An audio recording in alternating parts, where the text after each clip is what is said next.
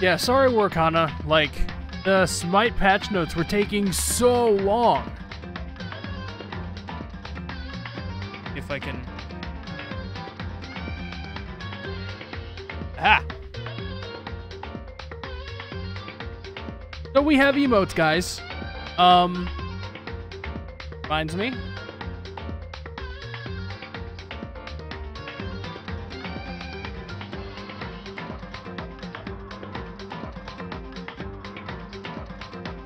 Kinnel, enjoy your sword. Kinnel made one of the emotes for me because he's super nice. So all of you guys who have subbed, enjoy your emotes. All 2 of them.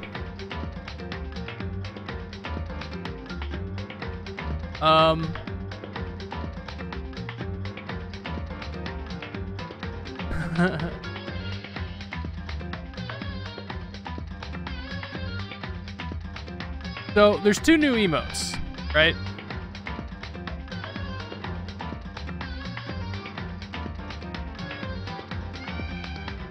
It is Hope Woe and Hope Fail.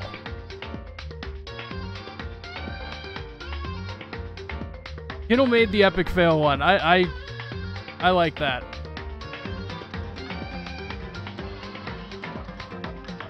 Hey, Apathos.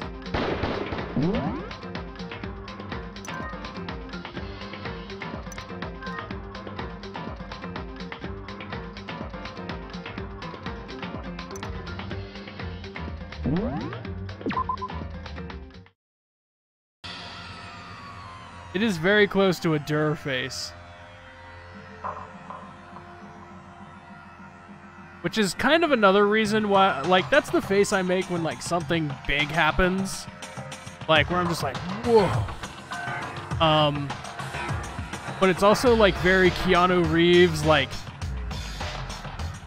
Brain EXE stopped working kind of whoa.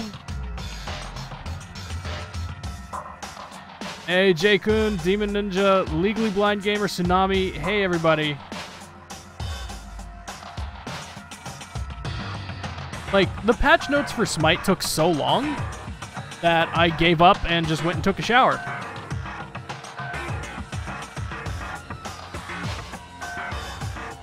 I know the Persona foo. Yeah.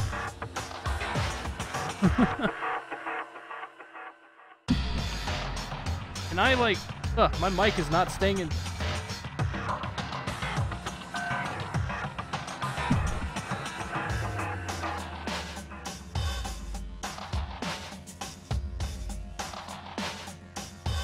There we go. That's a little better.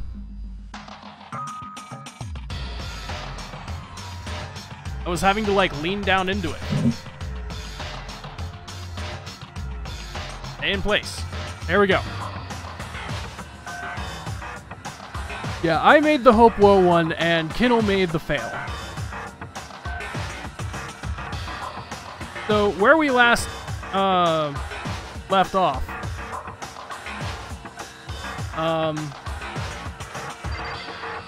the tomboy died.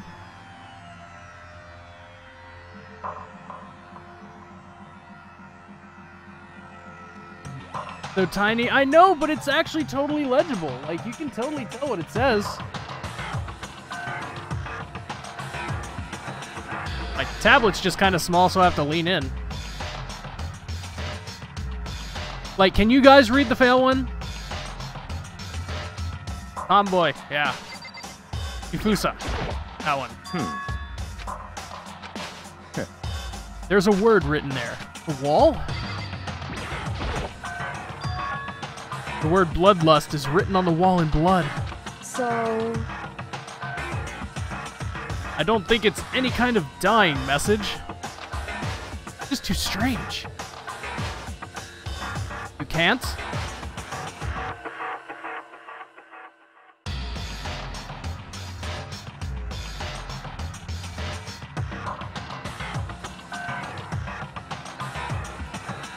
Chihiro's a tomboy. It's totally a thing.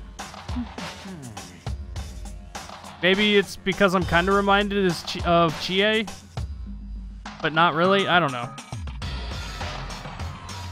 But think about writing bloodlust in blood. Doesn't it sound kind of familiar? A murderous fiend who kills again and again using a bizarre and brutal method. He's a computer geek. I know! Fuck. Never mind. I'm wrong, okay? I'm wrong! For the first time ever, for the first time in the history of the world, I am wrong. You wound me. You wound me, all of you. I mean... A murderous fiend who kills again and again, bizarre and brutal method, and at the scene of each crime, the word bloodlust is written in the victim's own blood. They're like a ghost, attacking suddenly, then slipping away before the police can catch up to them. What nickname did the internet give to this mysterious killer? What? Genocide Jack. The murderous fiend whose grisly attacks were famous all across the country. A very short world history. Wow, Pathos. All right.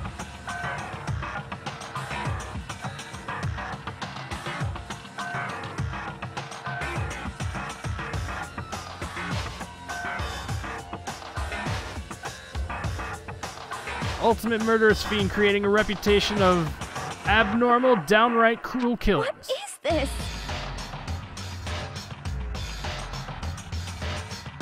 So is Genocide Jack Jack the Ripper? I'm guessing that's Jack the Ripper. Why would anyone do that? Perhaps it's the work of the real Genocide Jack. What? Are you saying that Genocide Jack is here in the school? No way! No way! Going so far as to write bloodlust at the scene, I'm surprised at their stupidity. Well, I can't imagine a worse situation than dealing with a stupid murderer. What is it now? Go. Ina was pointing towards the entrance to the girls' locker room. Loud. Toko was the last to arrive, and now she was just standing there. No. Why?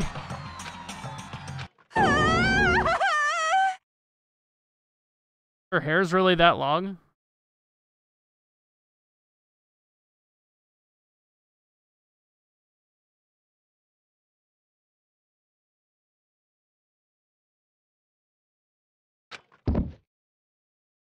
Gadunk. Fainted. That did not sound good. Ina rushed over to the collapsed Toko and started trying to shake her awake. Come on, are you okay? Wake up! Oh, Right, I just remembered what she said about how she faints anytime she sees blood. Oh. So she's hemophobic. I imagine she does not want to watch. She does not watch too many horror films then. This isn't a violation of the rules, right? I mean, technically she passed out somewhere besides her room. No, I think she should be okay. The regulations prohibit sleeping, like on purpose.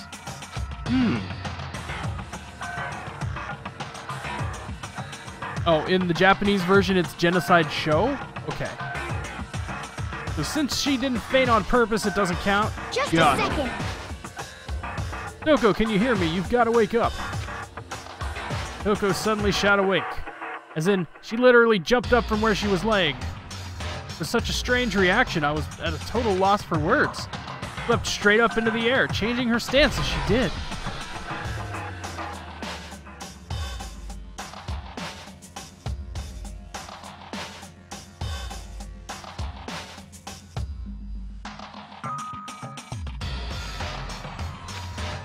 Ignoring the physical contortions she had to go through, her motions were totally haphazard.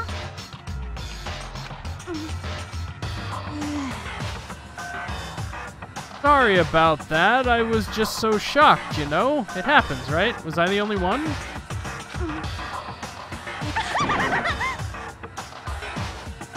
Oh, is that a dead body? She has split personalities, doesn't she? What the heck? Oh, no.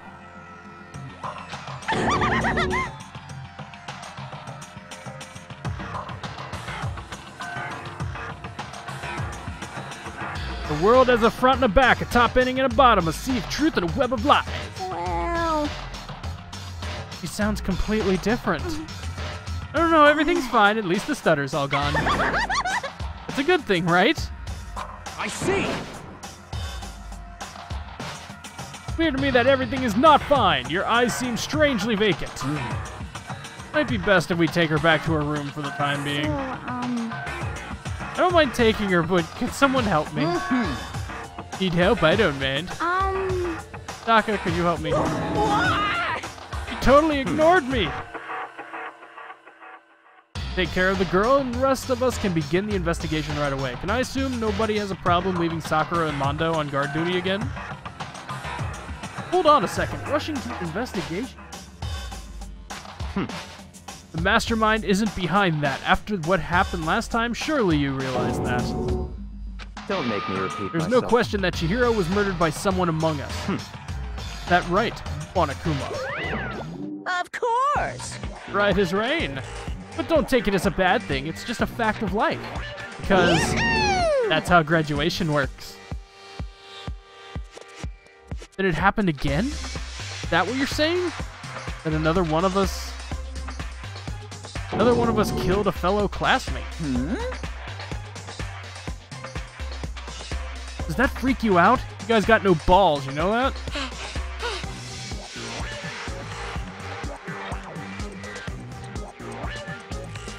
There's just nothing down there at all? Well, I'll let you pray to mine if you want. Pray to my balls. Actually, I don't have any either. Sorry. Stop talking. Stop monologuing and give us what you came here to give us. You did bring it, right? It's the Monokuma file. See ya later. So please do your very tippy-top best on this investigation. No way!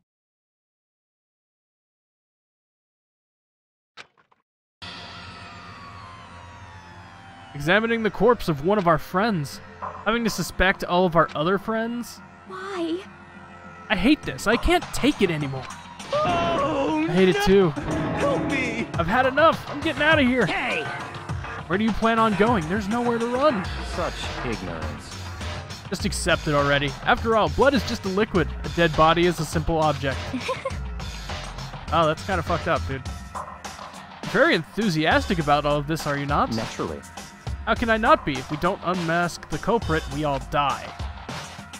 What? You want to die? Such Fine, then go off and die somewhere. Right now, go ahead. You're a waste of space. Ow. Damn you! Die. A dead body is an object? Piece of shit! Chihiro wasn't an object. Show a little respect or I'll beat some into you. Calm down. Everyone stop bickering. Listen, there's some truth to what Byakuya said. Because...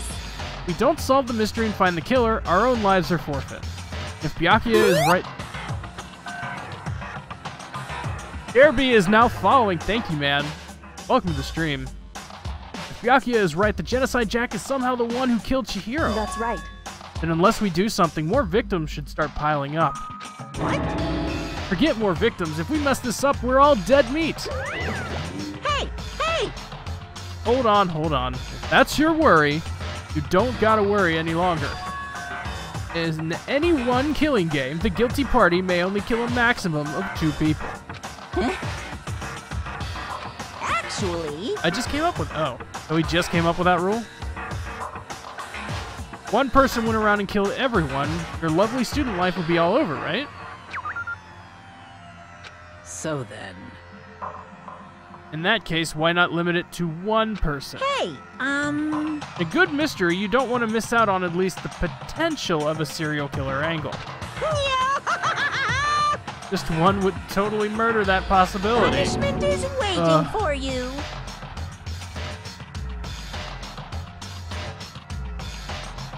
Farewell for now. I'll catch you guys at the class trial.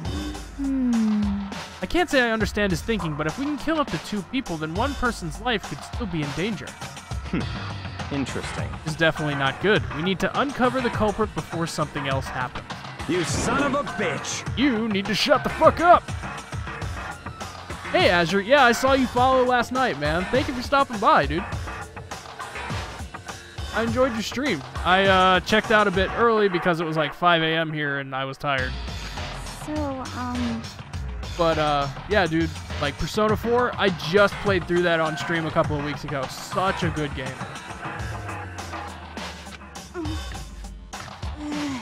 Guess I'm gonna get There is nothing fucked to be up. done. What's with that shit? We have no time to stand around here. We must begin our investigation. Whatever. Too sweet. Too sweet. Too sweet. If we do not solve the mystery of who killed Chihiro, Is that okay? then we will quickly follow her into the afterlife. Hate this, but if I want to survive, me and everyone else, we have to do it. Don't have any other choice. First of all, I'd better check the Monokuma file to see exactly what's... Victim was Chihiro Fujisaki. The time of death is estimated to be around 2 a.m. The body was discovered in the girls' locker room on the second floor of the school. The cause of death was a blow to the head with a blunt object. She was killed instantly. That's all it says. Not like there's any point in complaining about it. No matter what, I gotta do what I gotta do. Monokuma file number 2 has been added to the Truth Bullet section of your handbook. Naturally. Life without purpose is quite dull, you know? Yeah, now we see the gears start to turn. Like, man, Chapter 1, like, no joke, the first person who died, I was honestly suspecting they were going to try and kill me the whole time, and it turns out she tried to frame me in the first place, and it backfired. So, you know what? I'm gonna have to trust my intuition somewhat. To anybody who is watching and might not know this game, this is like a murder mystery visual novel style game. And basically, you and a couple people who are deemed the ultimate at what they do, like this guy is the ultimate progeny, where he was born into wealth and everything he does, he's the best at. There's other people like him who's like the ultimate programmer, the ultimate gambler, ultimate biker gang leader, and all of these people are just the best at what they do, and they were all brought to this one school. This one school raises the best of the best to become leaders in whatever field they go into. And somehow they were sucked into this, like, sub-dimension, I'm guessing? And the only way to get out is to kill somebody, get away with it. Oh, Royalty, thanks, man. Yeah, dude, sub button just got in yesterday. We already got 2 emotes. We got the badge ready. What? I mean, it's good, man. Thank you so much. Purchasing your talent. The same talent which allowed you to solve Sayaka's case. Stop talking. Seem to have some limited use, which is why I've chosen you. You have the honor of contributing to my investigation. So he's being an asshole about asking for your help. Alright.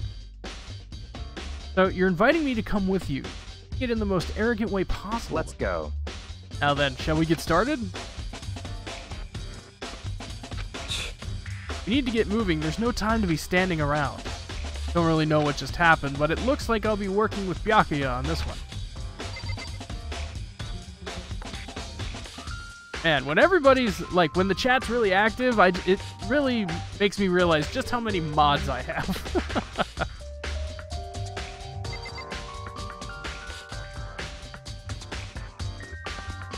Back from the day when I needed a crap ton when we were streaming Monster Hunter. Okay, so let's look at all the stuff we can investigate. Have blood here.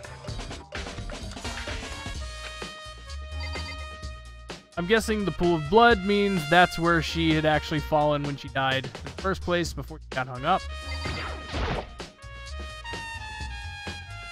There's a dumbbell on the floor. There's a blood stain. There's a blood stain on the dumbbell. Blow to the head with a blunt object is what killed her. So the dumbbell appears to be the murder weapon. Okay, so we have the murder weapon.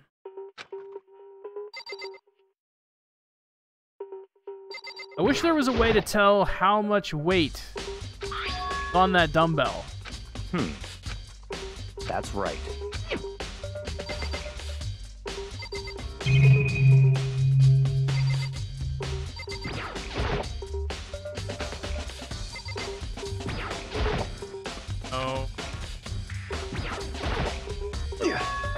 Dude had a real complex about being weak. Heard Chihiro talk about it, right? All I need to do is get stronger. I do remember what she said that more than once, which I guess explains the trip down. Did she really need to get stronger that badly? You already mentioned it, but she was a girl after all. Most girls aren't all that strong. I don't know, man. I haven't really thought about that. The cause of Chihiro is complex. I can't help wondering what it might be.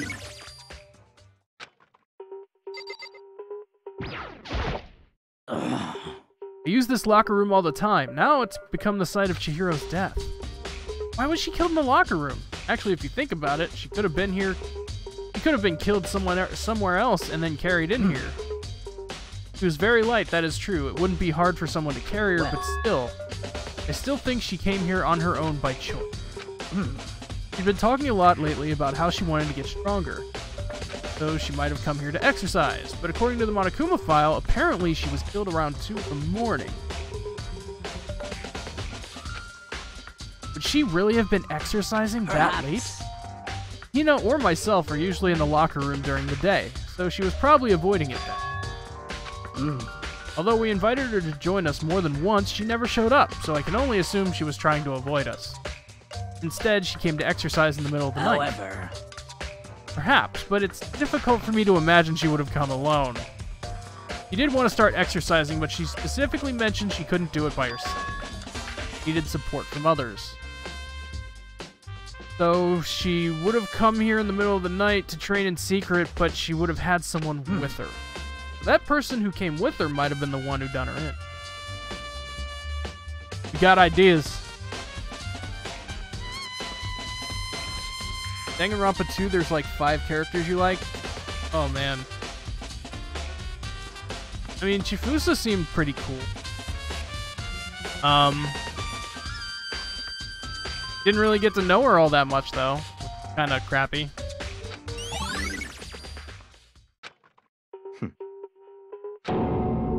What? No, new clues aren't magically going to appear by standing around here. We need to check every aspect of the case. Let's go. If you're satisfied, let's hurry up and proceed. Pushy. I got caught up with the wrong person this time.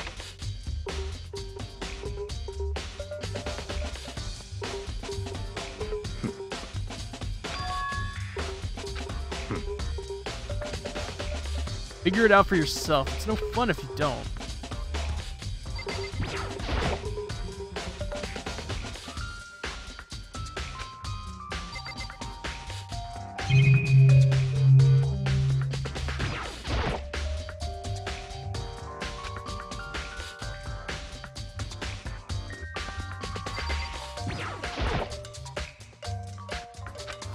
Not related to what happened to Hero.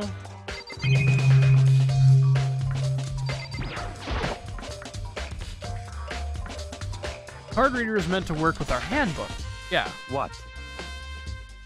It's Chihiro, yeah. Why do I think her name's Chifusa? Like, I'm really bad with the names in this game in particular. I don't know why. The Illegally Blind Gamer, thank you for stopping by, man.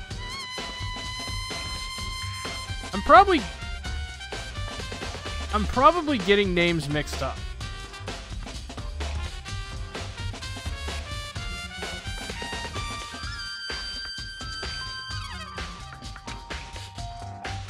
did you call for me? Called for me? That's right. Seems that Makoto has a question for You need something? about this Yeah. card reader. You can only enter the locker room corresponding to the gender listed in your individual handbook. And it's impossible for 2 people in a row to go through while the door is unlocked, correct? Unbelievable. There was some sort of erotic terrorist on the prowl. The ceiling-mounted Gatling gun would initiate a Swiss cheese slaughter.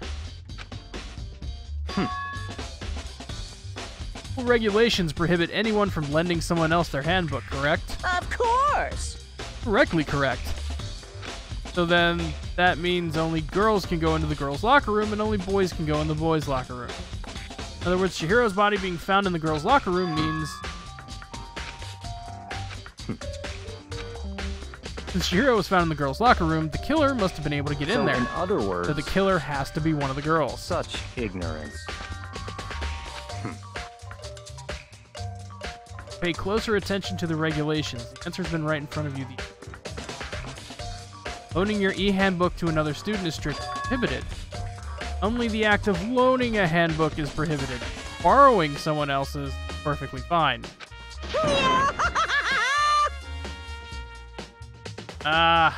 Damn it.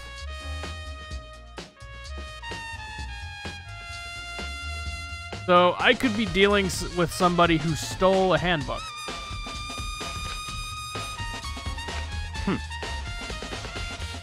Knowing you, I would bet you created it on purpose, didn't you? To add a little more excitement. Yeah, thank you for watching out with the spoilers. Because this seems like a game where if you know what's gonna happen, it just kind of ruins everything. Like, especially because then I would know what kind of stuff to look for and already know ahead of time what to worry about, and I don't want to know that. You're treating me like a puny little appetizer instead of the main course that I am. Now then, since the dead can't actually talk, they're not people anymore. Yep. They're things. Get it? Got it. In order to borrow something from someone, then that means someone would have to loan it, so... Why you? Listening to you makes me want to pass out. Be more like Byakuya and get your poop together. Unbelievable. Or else I'll charge you with criminal negligence. No more questions. Figure out the rest on your damn own. On your own damn self. That's fine. I know you are unfortunately lacking in mental faculty, so I'll fill you in myself. Let's head to the main hall. That'll help you understand what's going on. Not get comfortable. Monokuma is Einhorn. Einhorn is...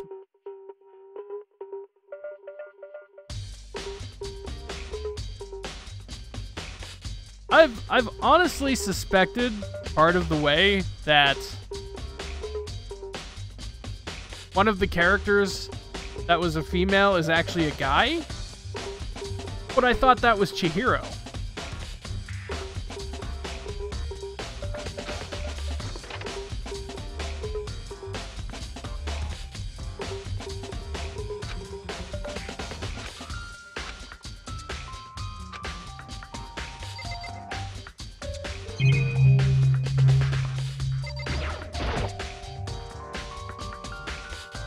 The hunk of metal blocking the entrance seems like some kind of machine.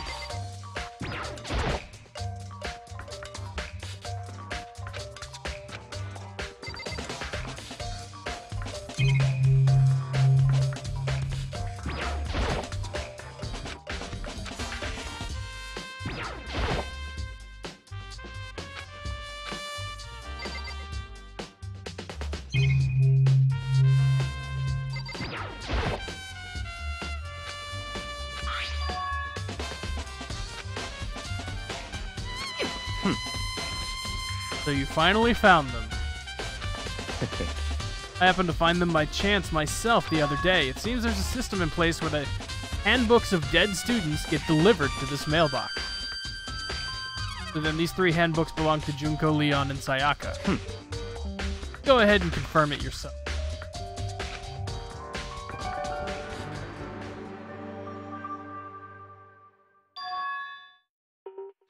Sayaka's handbook. Now do you understand? This is the key to the loophole that I revealed earlier.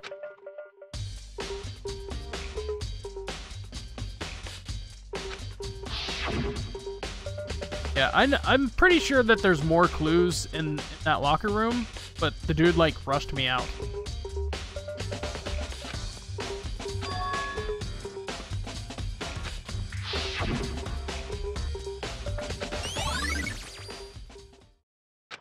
What? Hold on a second. Very strange. One of the handbooks won't turn on. The other handbook showed Junko's name when I started it up. The other one that won't turn on must be Leon's, right? I see. Makes sense, yes. After all, he did get pummeled with dozens and dozens of baseballs.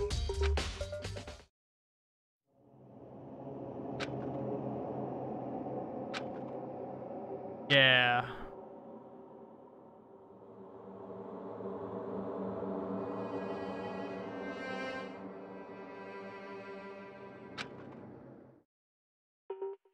Wouldn't be surprising for the handbook to break during the kindness. Damn it! Hey. Now I'm really angry! That e-handbook is essential to student life here. Crucial, integral, instrumental, a super big deal. No way it would break that easily. But it did. That's impossible! If I say it wouldn't break, it wouldn't freaking break. It would stand up to 10 tons of pressure, and it's waterproof to 100 meters, okay? I don't care how many baseballs you hit it with, it wouldn't do crap. But even my amazing handbook does have a single weak I point. can't hear you! I'm willing to bet that if the person is alive, I almost want to say the only person who can turn on a handbook, the person whose handbook like it is. So like only unless they're dead. Like Makoto is the only one that can turn on his. What? Yakuya is the only one who can turn on his.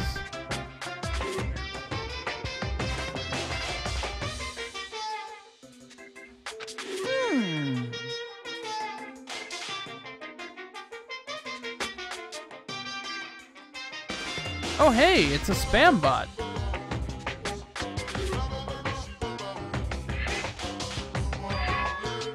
I think this handbook isn't actually broken. But how could that be? How could it be?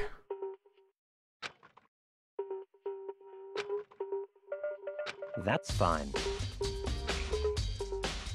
Either way, something about it still, yeah. Should be enough to get things rolling.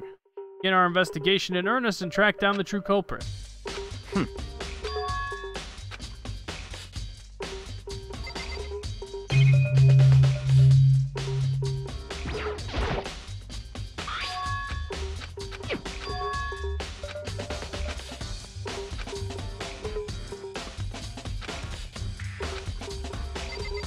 Hey, Suzume.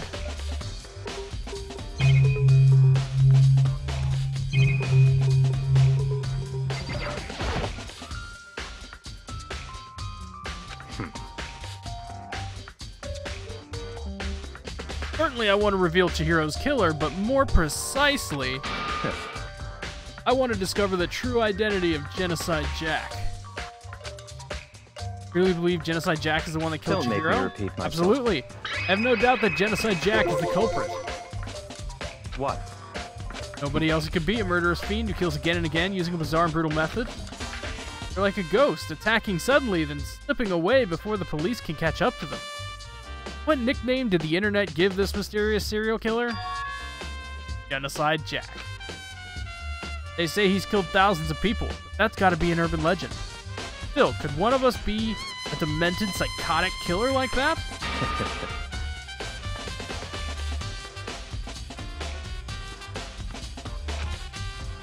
But words mean little right now. I have something that will prove it, and I can show you.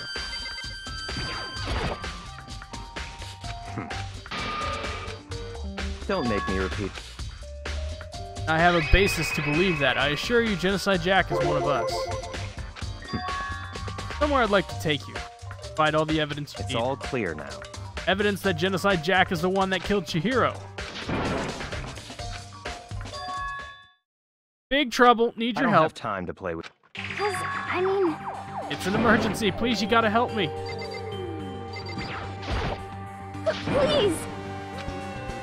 Because, I mean, An emergency. well, Something's wrong with Toko. She's acting super strange. What should we do, Byakuya? Very strange. With Toko, I must admit, I'm intrigued. I suppose we can take a second to see what's going on with her. Don't make me repeat myself. Don't make me repeat myself. God. yeah. Let's go. Looks like she headed to the dorms. To Toko's room, likely.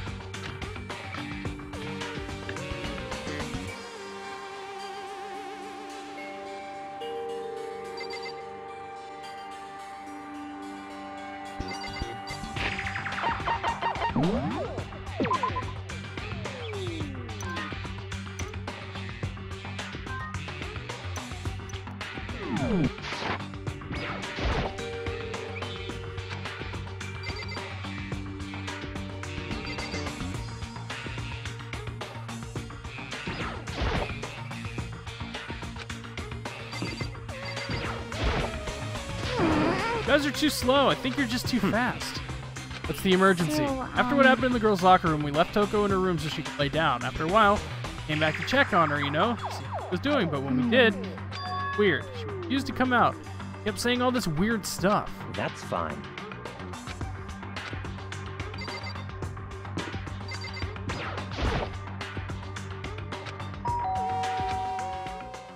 The door swung open, slowly and silently.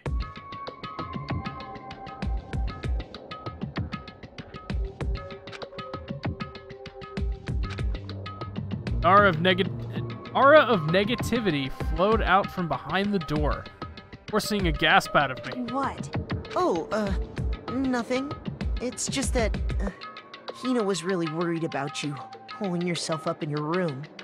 Leave me alone. Yeah, sure thing. But, could you open up, just for a second? Won't allow it. Huh? I won't let Genocide Jack have control.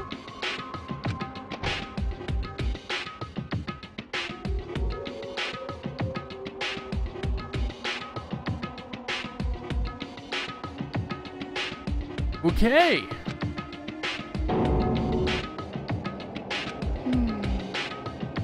Been acting like that the whole time. When I rang a little while ago.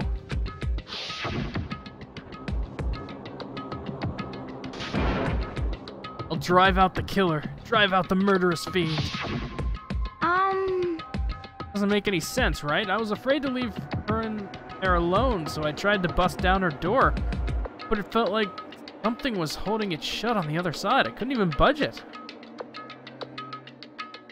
Toko was scared enough to even bar her door. You think the same thing as Byakuya? Does she think the serial killer Genocide Jack really murdered Chihiro? Is that why Toko's so scared? Whatever it is, I'm really worried about her. Isn't there someone who might be able to persuade her? Hey, Byakuya. Why am I at dick level? Like, seriously. Is there a reason?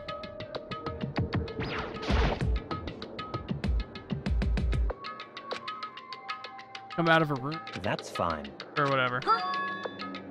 You're gonna talk to her, Byakuya? Wow, guess you can be nice when you want to. Byakuya stood in front of the door, not making a sound, and pressed the doorbell.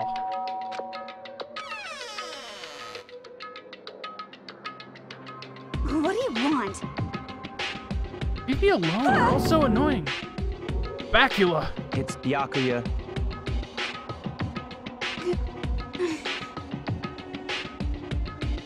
Sorry I couldn't keep our promise. But don't worry, never again. Won't let Genocide Jack have control ever again. That the door slammed shut. Even Byakuya couldn't pull it off. There's nothing else we can do. Let's get back to the investigation.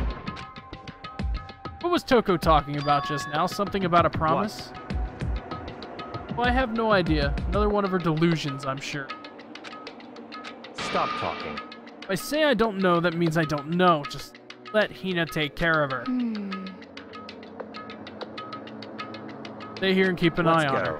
Go. Yeah, Scott Bakula's in this. We're about to quantum leap out of this bitch.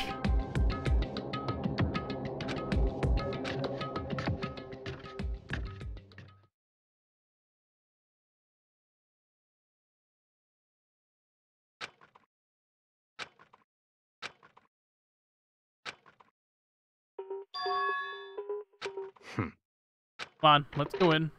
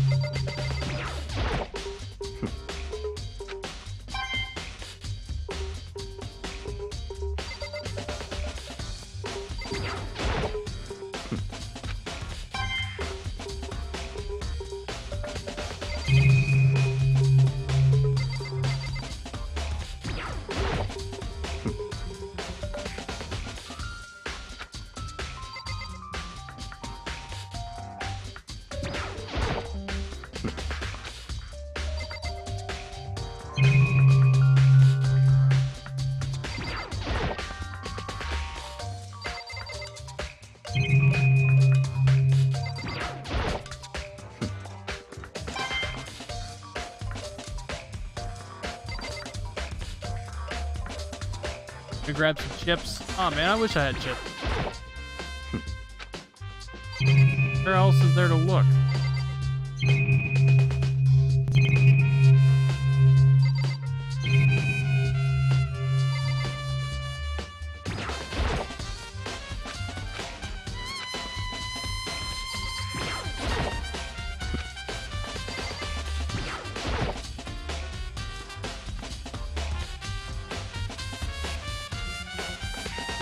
Is the evidence that proves it was Genocide Jack really in the library? Me repeat my...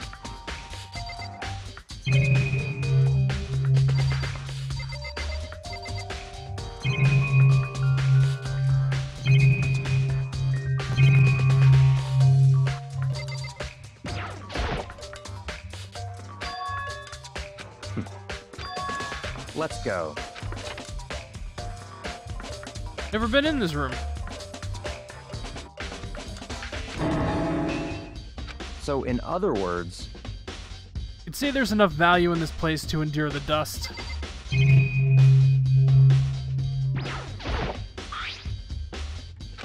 Wooden box, it's empty. Though judging by the smudges in the dust, it looks like there was something inside. There was an extension cord plugged in there. Proved very useful while I was in the library.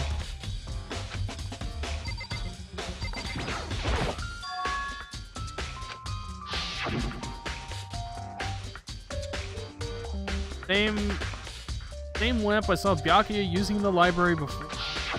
what? You have a problem with that lamp? Here before, then I moved over there. Too dark over there, so I thought I'd put it to good use.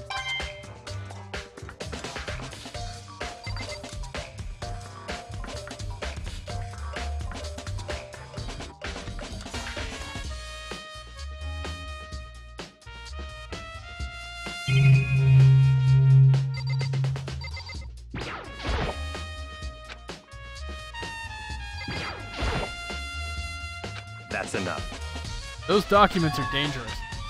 They detail all the people who control the world from behind the scenes. Dangerous truth for a commoner. Like members of the Diet or something? No, I mean the ones with real power, the secret council controlling everything from the shadows. If you're ready to be disappeared for it, take a look. There's some very interesting people in.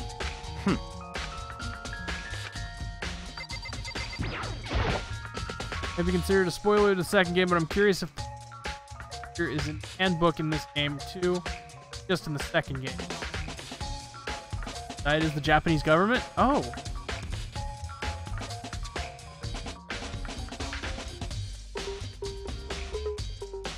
This shelf is stuffed tight with files. Without really thinking about it, I picked one at random. You have a sharp eye. You need to select that file. That's right. That's the report on a presidential assassination. Original is kept at the National. It won't be declassified for another 30 years. Are you sure you want to look at it now? No telling whose crosshairs you might wind up in for people.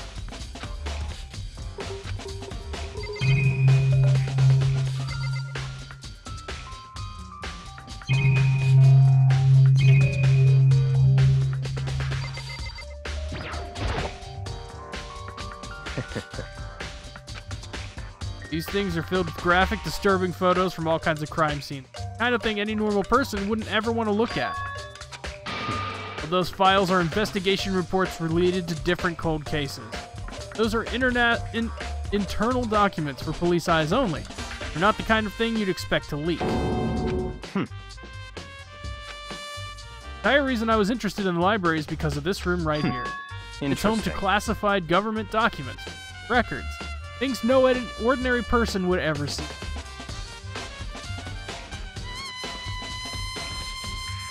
Yeah, Demon, I know that feel all too well, dude. Like, that's why, like, I have to have my camera the way it is, because just a slight turn to the side, and my mic comes into view, and I have to have my mic super close. Otherwise, like, if I move it too far away, I barely come in. Like my thumb. You can see my thumb there, and I was just doing this. My other finger was touching my my mic. So, like, even having it just a slight distance away with this setting, you guys won't be able to hear me all that well. But I have to do it because, like, whenever somebody takes a step upstairs, it's like it gets picked up by my mic.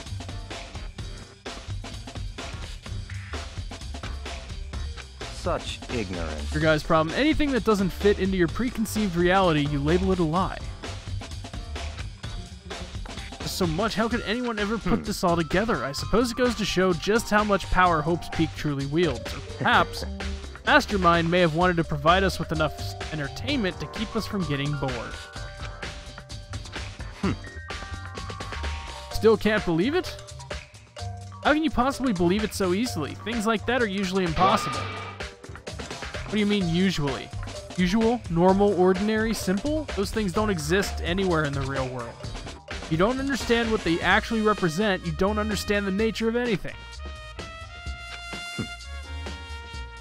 What you consider usual is based on common sense, right?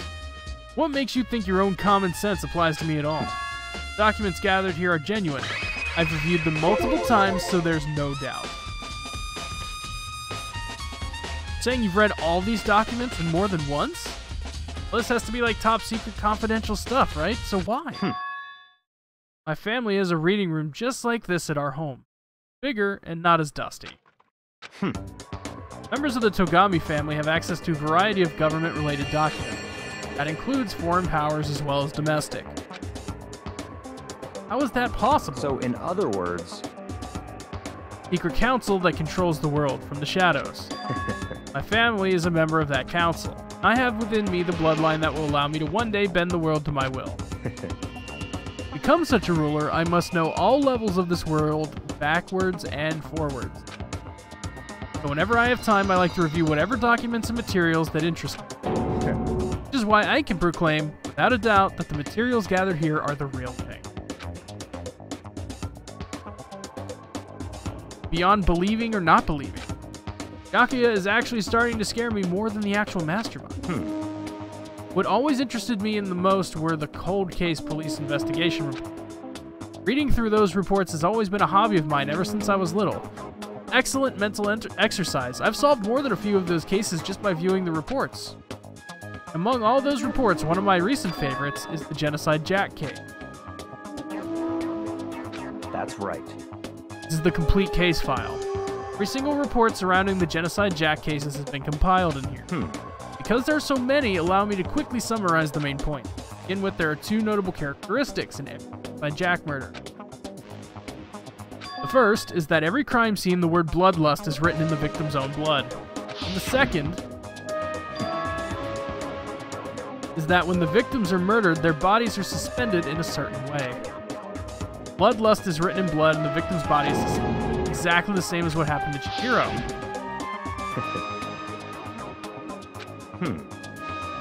Second characteristic, where the victims are suspended. The only ones who knew about that particular fact were members of the police and higher-ups. By all accounts, nobody in the media ever found out. In other words, no one in the news, no one online, nobody knew about that aspect of the crime. Only key officials and the killer himself knew about this act of mounting the victim. Now, if you recall Chihiro's corpse, her body was most certainly mounted in this fashion. So, how could the killer have known about suspending the victim? That's right. That's the key question. Probably because they read the file. So, in other words... Culprit isn't a copycat killer, it's the real Genocide Jack. In other words... That right there is the evidence that Genocide Jack has hidden himself among the rest of us. Such a brutal, fiendish killer really is walking around among us? Ooh. Pardon me. Interesting. Things are really starting to get in. I never imagined a killer with such a reputation would ever become part of our little game. Now, don't you think it would be good for you to take a look at what I've already seen? You might just manage to ferret out a clue or two. Such ignorance. You get down on your knees and beg, I might even know you myself.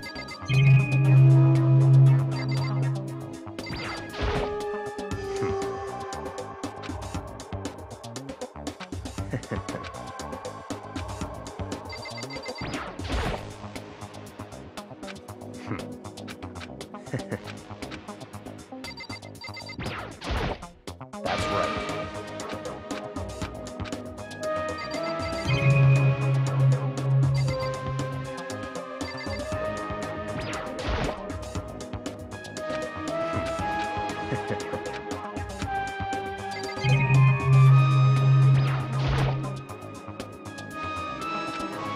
You let me see the That's file? fine. You didn't beg, but I guess it's okay this time. Feel free to look at it in here, but you can't take it with you.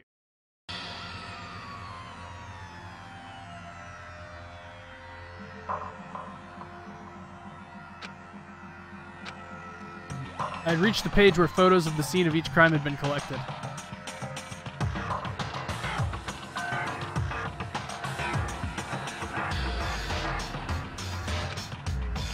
Ken Harada, 32. Tetsuhiro Honda, 17. Shigaku, 3. Kano Issei, 14. Takeshi Yoshida, 30. Komatsuna Taro, Takafumi Gono, Uchida Naohisa, Kisha Masamune, Yuto Yumijima. No end to it. But one thing became perfectly clear as I read. All of the killer's countless victims were killed and suspended in exactly the same.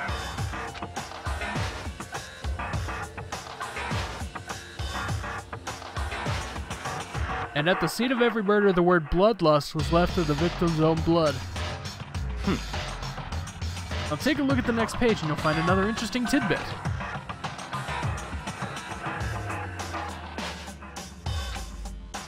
All of the crimes took place either on weekdays at night or during holidays, day or night. Common time for the killings took place on holidays in the afternoon. Based on the facts, it would be suggested that the suspect may be a student. Evidence suggests that the suspect lingered at the scene, but when they did leave, they were in a panic. Because an eyewitness has never come forward, it's unlikely there was any external reason. Confused behavior suggests that the suspect may potentially suffer from dissociative identity disorder. So, in other words, The key point here is the culprit may have the split personality. Coco.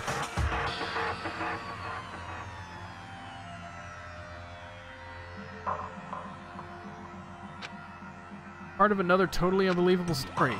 But this one is way more unbelievable than anything else up till now, or maybe it really isn't. I don't know. I feel like my mind's gone nuts. let's go.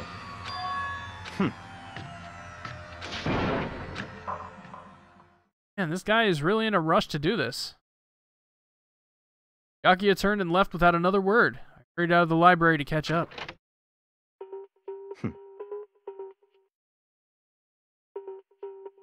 This is where we part ways. I have some things I need to take care of before the class trial. I don't have time to play with you. Enough of your annoying misapprehension. Really think we'd be together the whole time? Take responsibility for yourself and do something useful. Move the investigation forward on your own.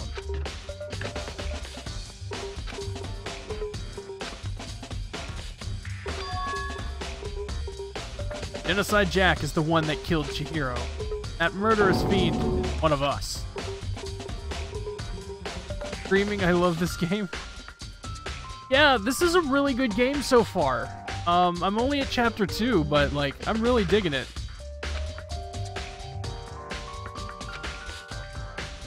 I have to go back to the crime scene, the girls' locker room.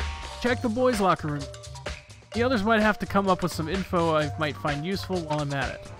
To find out everything I can.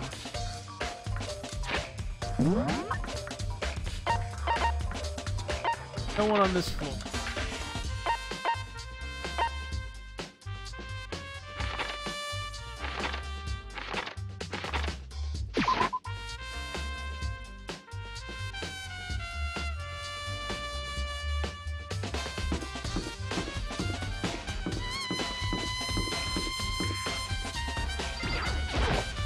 How unfortunate.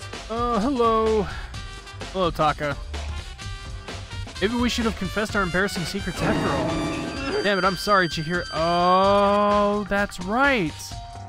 24 hours, the worst secret you have going to be told to everyone else. If someone really is Genocide Jack, you would actually want to cover that up.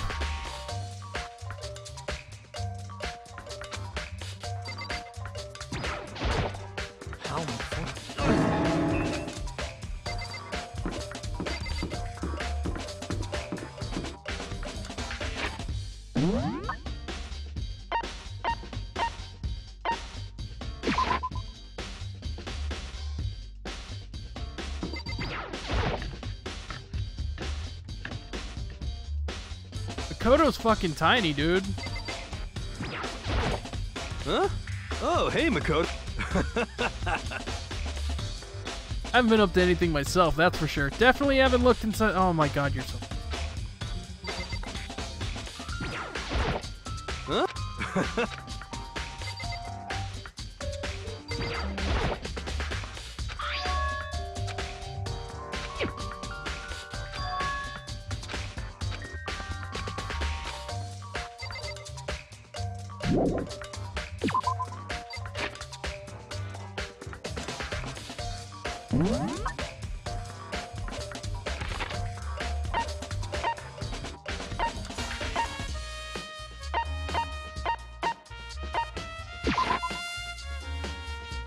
So let's check out the dining hall.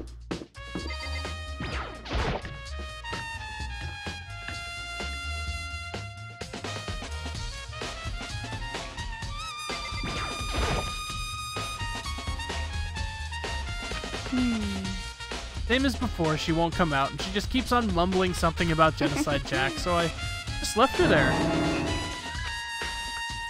My head was all swimmy, and I was getting pretty hungry. Yeah. But don't worry, I'm gonna head back as soon as I'm done eating. Toko's not exactly pleasant, but I'm still worried about her. Speaking of which, what are you eating? Huh? Donut, of course. There's two things I'm sure God created. Outer space and donuts.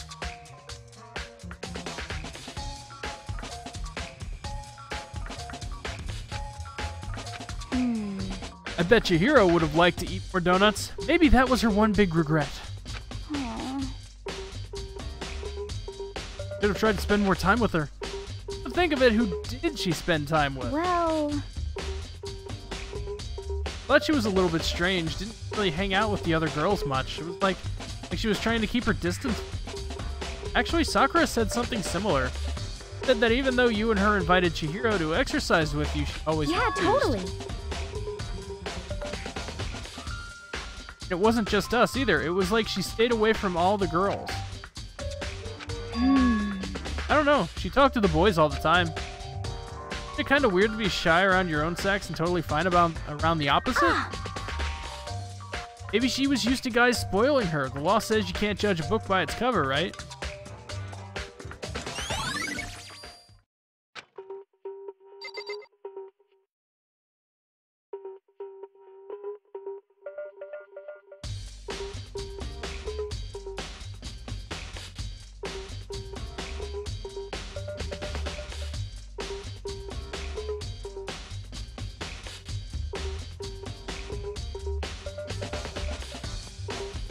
Alright then.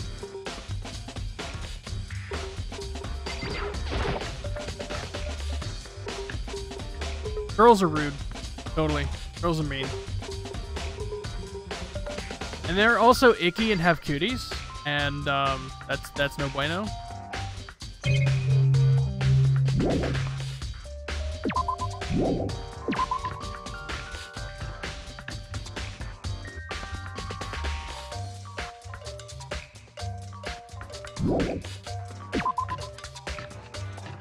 I mean, I wouldn't want to hang around Sakura and Toko either if I just met them, because Sakura would scare me.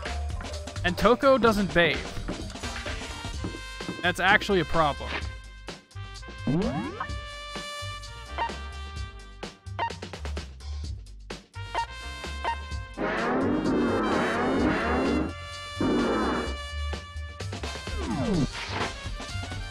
Okay, to the warehouse.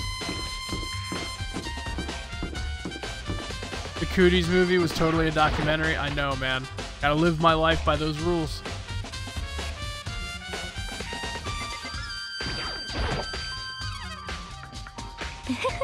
This warehouse is amazing. It has absolutely everything one might need to live a full life.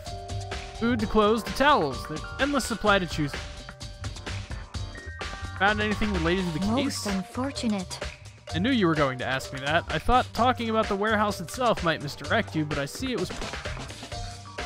did find something. Well, I will tell you and only you. Last night I saw her here. Chihiro was in the warehouse. Indeed. It was right before nighttime. What are you doing out this late? Oh, I was just... Are you planning to go exercise, perhaps? What? How did you know? Because I can see a blue track jacket sticking out of that duffel bag you're carrying. Oh, you're right. Thanks. Well, I'd better get going. I'm kind of in a hurry.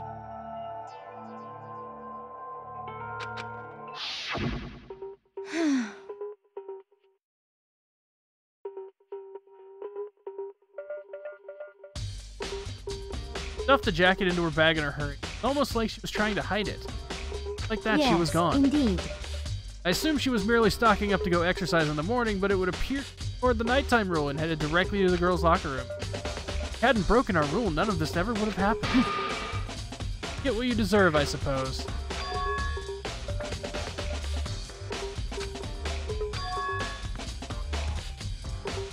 No trace of the track jacket or duffel bag, Celeste said when she saw Chihiro carrying. Gotten rid of it somehow.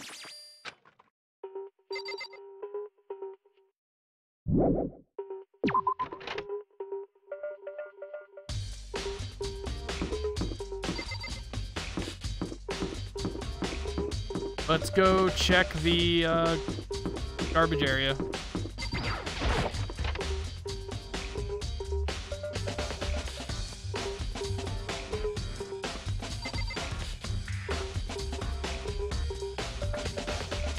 We ever learn who the rocket guy was? No. The guy in the intro?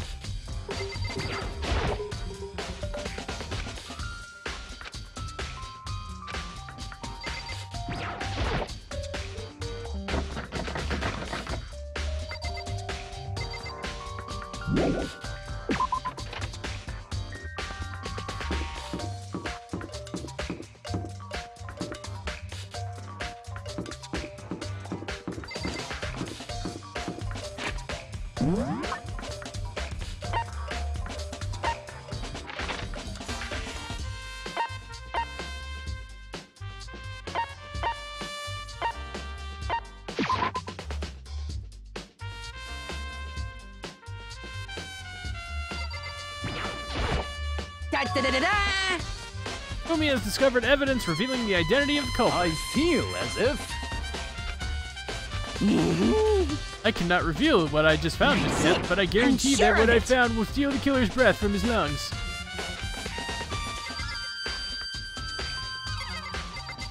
Fine. Another spam bot.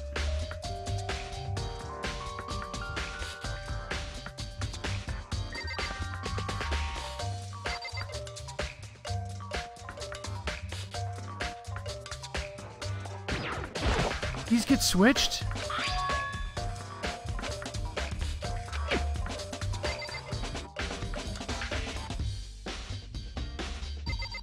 They got switched.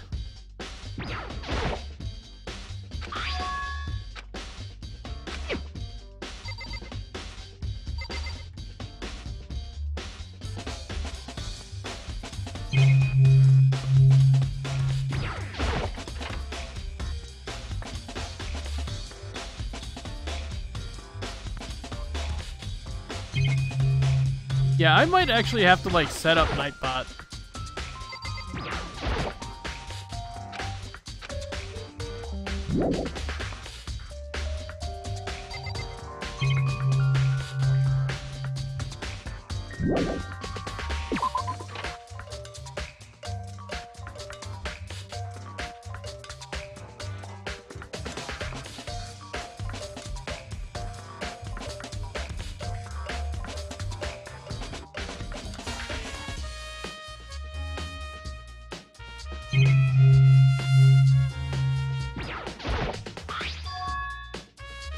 Strange stain on the carpet. Who pooped on the carpet?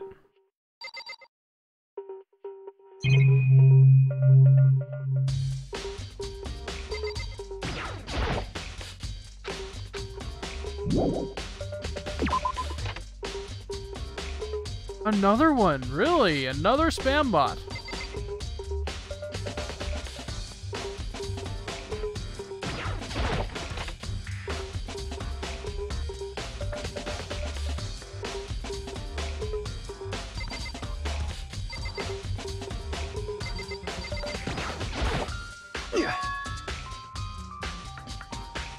I had a real complex about being.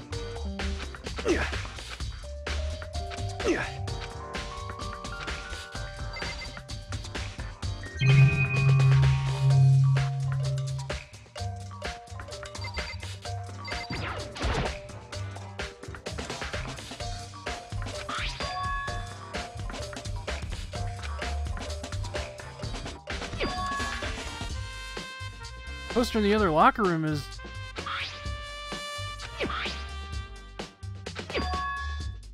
Posters have been switched.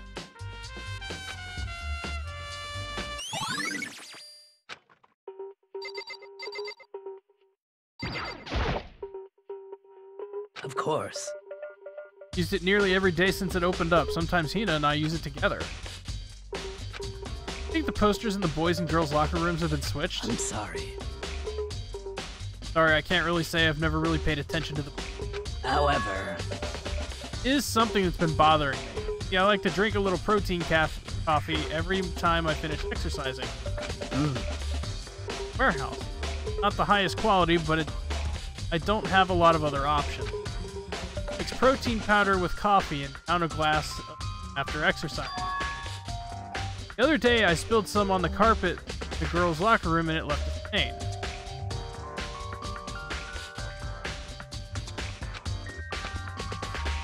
of course. Stain has disappeared. I can only assume someone came along and cleaned it up.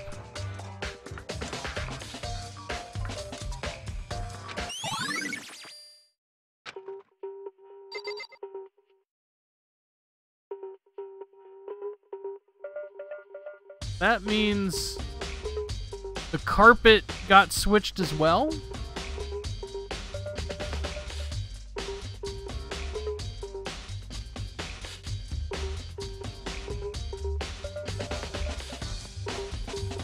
So, whoever did this has to be strong enough to be able to lift the equipment in order to move the carpet. Strong enough to hit her over the head with a quite the sizable dumbbell.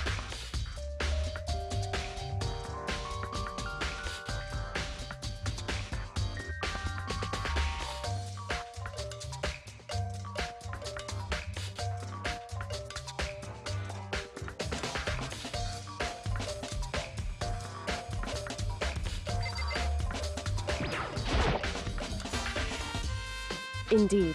Generally speaking. However, but I have to get going. I have something unrelated to take care of. well, Just concentrate So on the then. murder.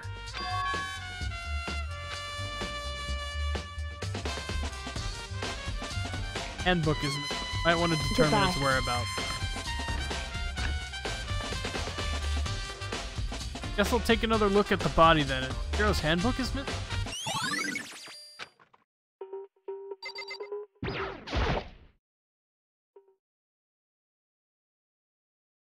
Yoko said I should examine the body one more time. No, she said thoroughly, but I do have my limit.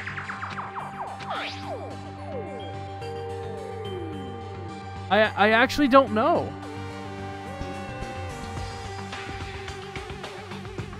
The hero's hands are bound with what looks like some kind of rope. Rope was used to prop her up in some kind of crucifix. As a plug.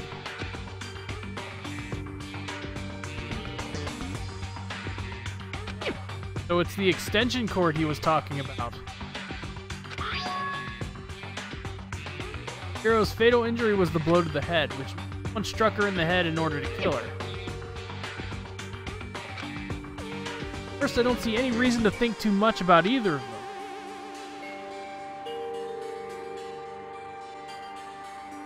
Again, after looking through the Genocide Jack file, something's not quite right.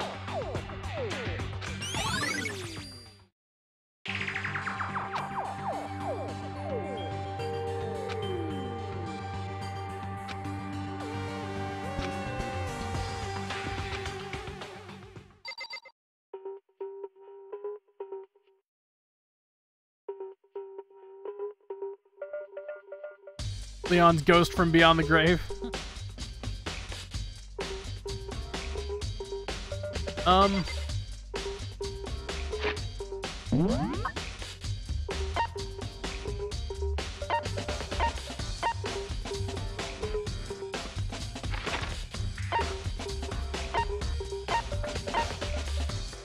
want to go to the dining hall again.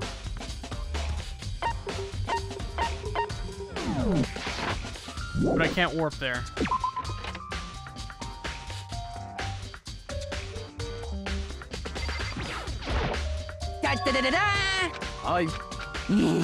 That's it.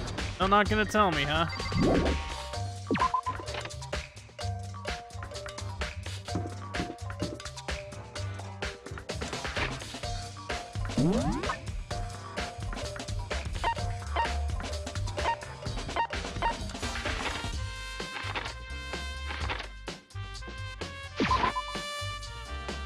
Now I can go here. Now I can go ask her.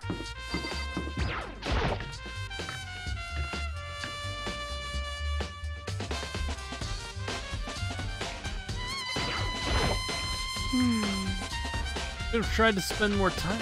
Well...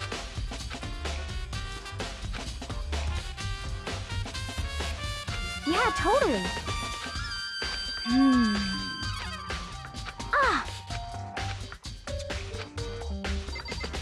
Oh, I can't ask her about the posters? Damn.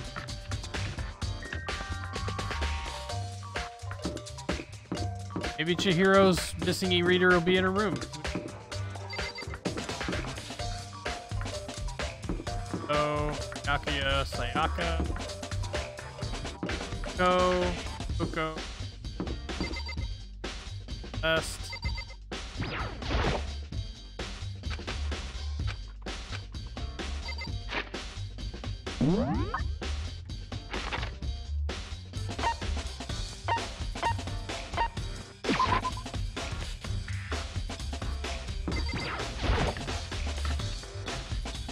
What if this other e-reader is Chihiro's?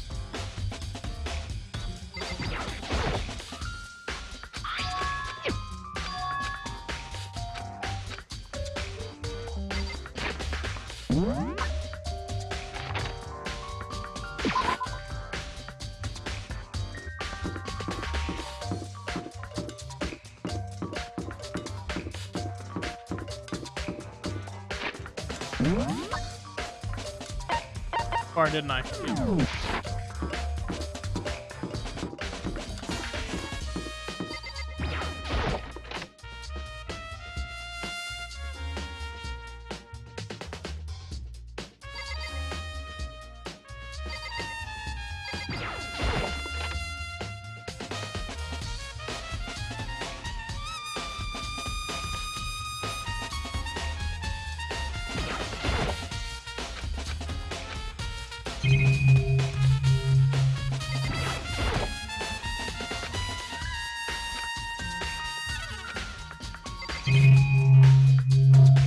That box is gone.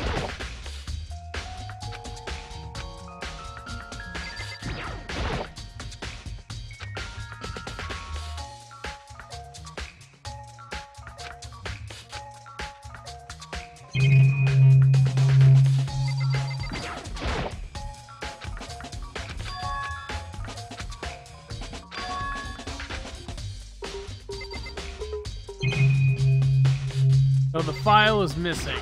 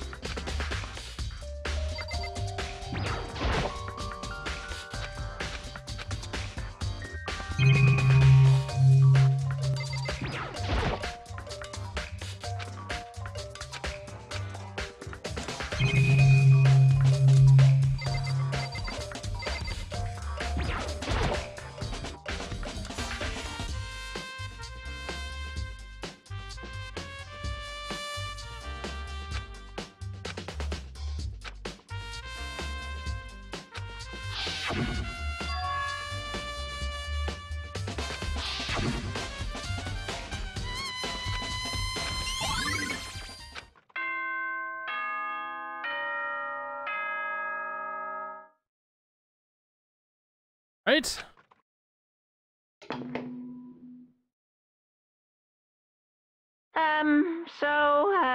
I'm getting tired of waiting. Shall we just plunge right in? It's the moment you've all been waiting for! The class trial! You remember where to meet, right? Please go through the red door on the first floor of the school. See you soon!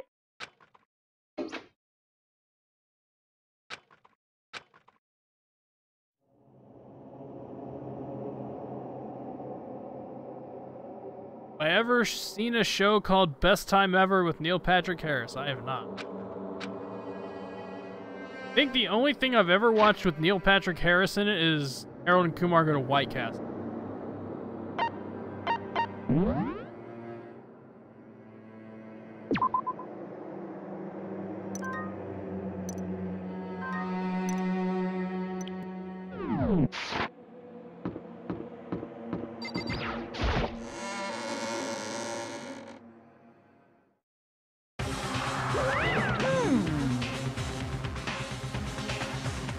So is everyone ready to... Huh? Am I blind or are we missing something? And Toko's not here. Come on! How could I forget that little nut job? She's a crucial part of the class trial What are this you time. gonna do? Okie dokie, I'll go ahead and drag her out kicking and screaming. Just one moment, please.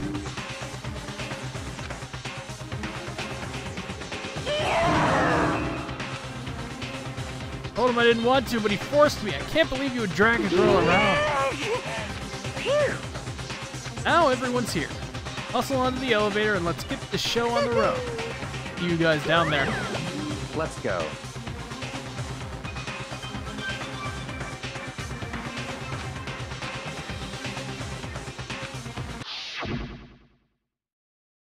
Someone made the choice to kill a girl like that.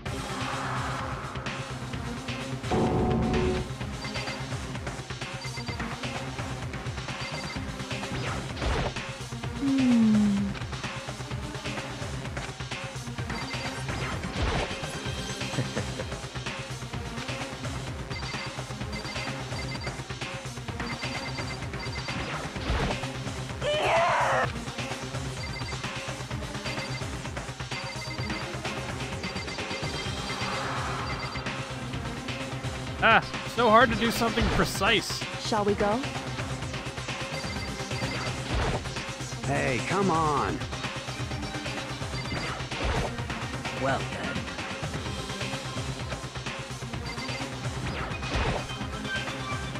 It's true. You know, as scary looking as Sakura is, she seems to be good people. Couldn't get a handle on my emotions, couldn't stop speculating.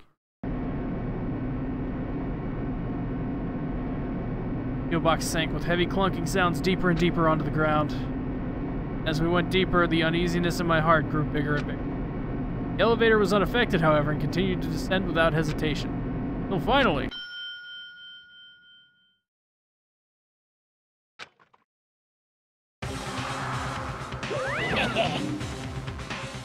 What do you think? I redecorated. Isn't it so fresh? Isn't it so exciting? Don't waste our time with stupid questions. Let's just get this. Very nice. Good, good. You're rip-raring to go. Gotta say, I don't hate it. Not at all. Well, Okay then, let's get this show on the road. thrills, chills, kills! So the curtain opened once again. A deadly judgment, deadly deception, deadly betrayal. Deadly riddle, a deadly defense, a deadly faith. A deadly class trial. Yeah, I'll save.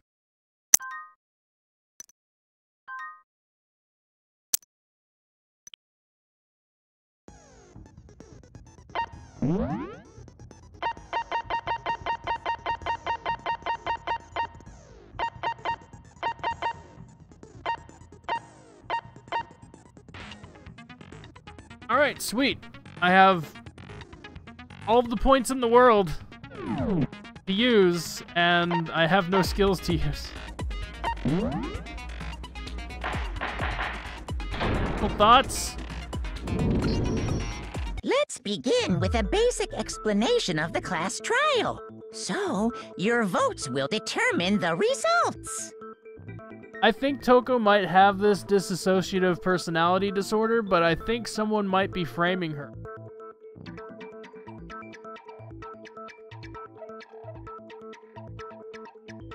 And I wouldn't put it past Byakuya to make her think he did something, or has this other side of her that she really doesn't.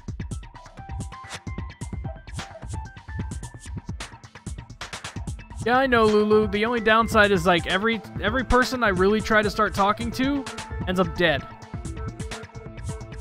If you can figure out who done it, then only they will receive punishment. But if you pick the wrong one... If I pick the wrong one... then I'll punish everyone besides the blackened, and the one that deceived everyone else will graduate. Adjust my camera here so I can...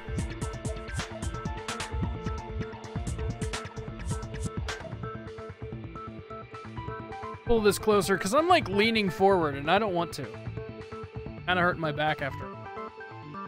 But can you guys still hear me okay?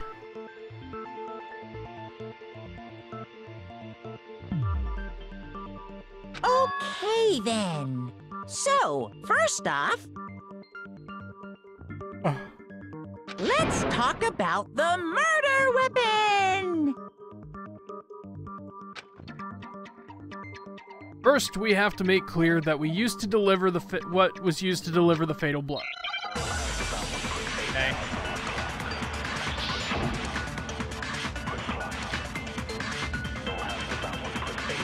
Chihiro's fatal injury. It appears it was a head wound. According to the Monokuma file, the killer used a blunt instrument. But what kind of blunt instrument could it have been? I bet it was an iron pipe. Interesting. Yeah. It certainly would make for a powerful weapon. That's right. That's how you slow down. Chihiro's fate, it appears it was a... according to the Monokuma file, what kind of blunt instrument? I bet it was an iron pipe. No, that's wrong.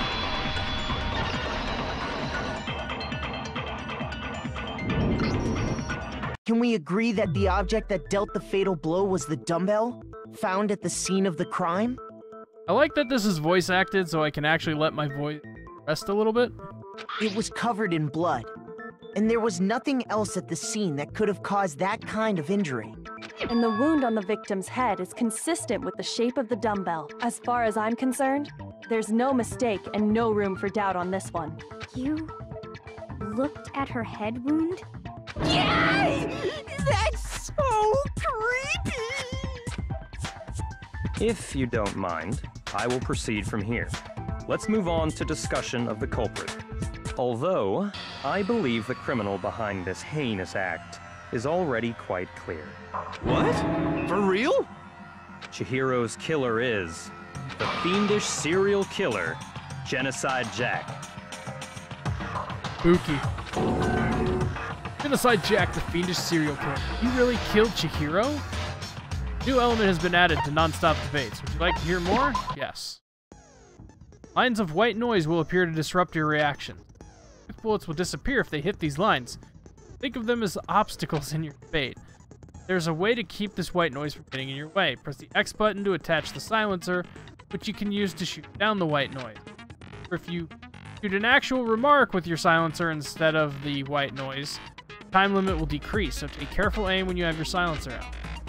Also shoot down white noise by tapping the rear touchpad. If your action difficulty is set to gentle, white noise won't appear at all. In which case you can forget about your silencer and just focus on the situation in front of you.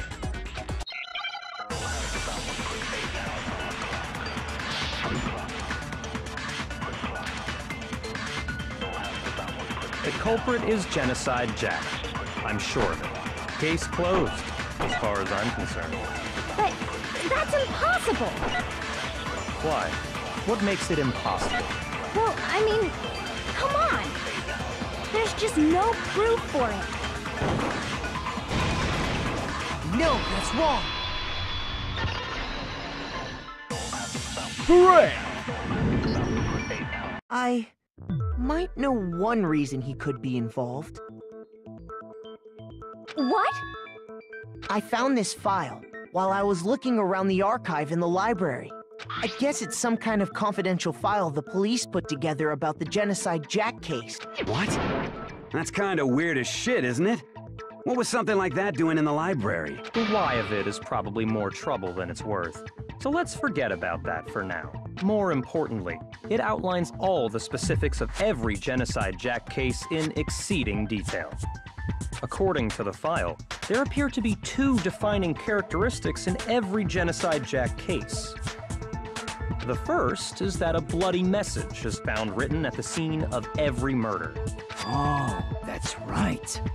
Boob lust.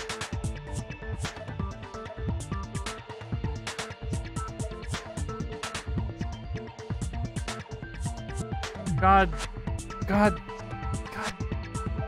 damn it!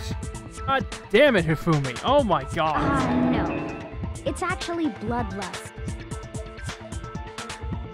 But more important is the other characteristic, and it's something that has never been made public. Never made public? What the hell is it? Why don't you tell them, Makoto? The other characteristic of every Genocide Jack case, the world at large doesn't know. If I'm not mistaken, it has to do with the positioning of the body.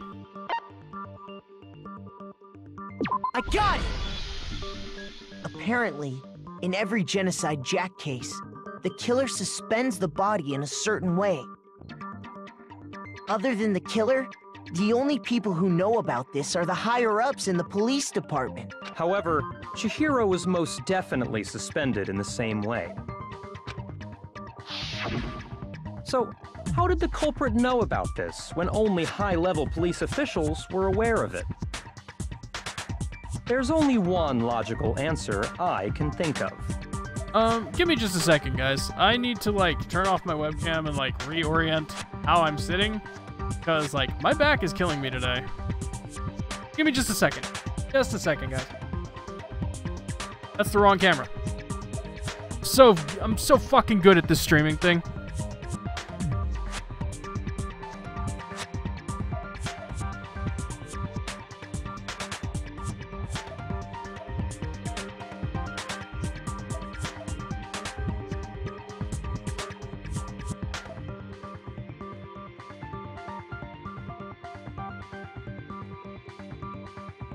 Okay. Better. It's because the culprit in this case is the real Genocide Jack. No fucking way! You're saying Genocide Jack is one of us? Yes, in fact, it's Toko. What? Genocide Jack's true identity is Toko Fukawa.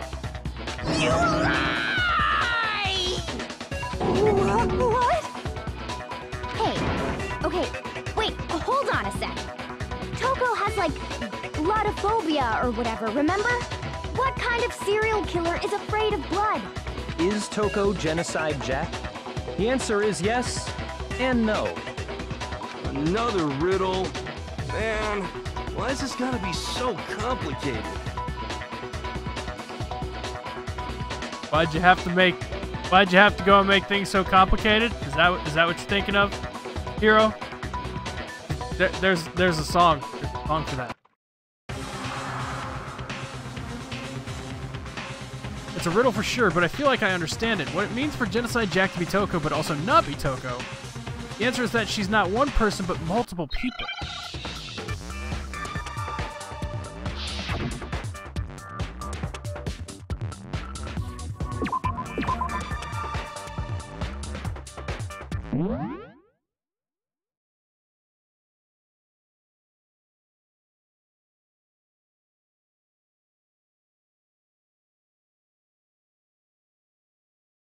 6 letters, and the middle is H and I.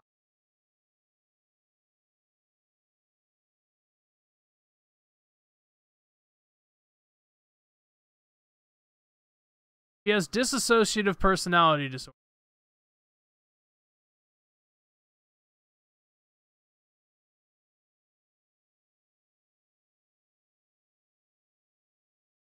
I'm trying to think of what the word would be. Not.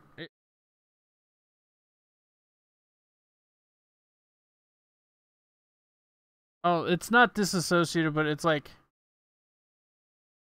He has some multiple personality disorder.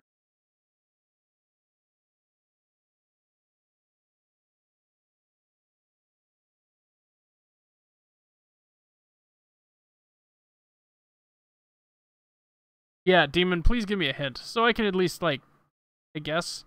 Because the thing is, I don't want to do this part and then have no idea what the word is.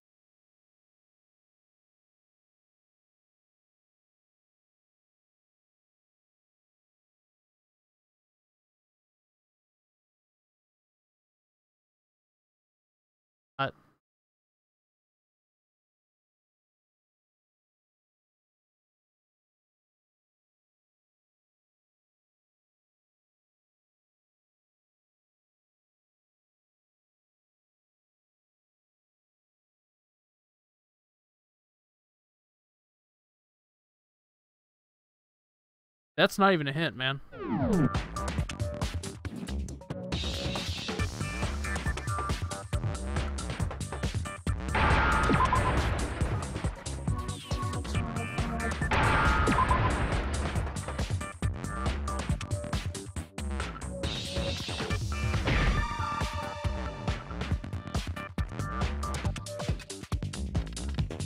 Gitzo?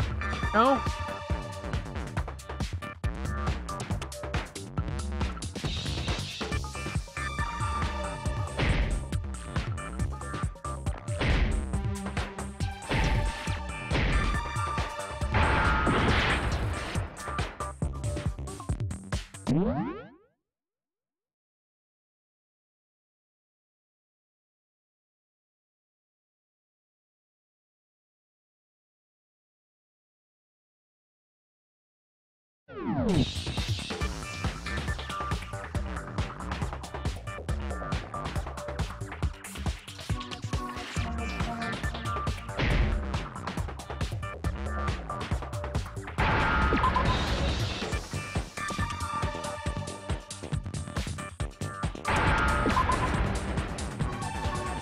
Now I understand.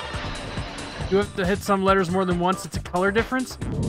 Oh! Is it because Genocide Jack has a split personality?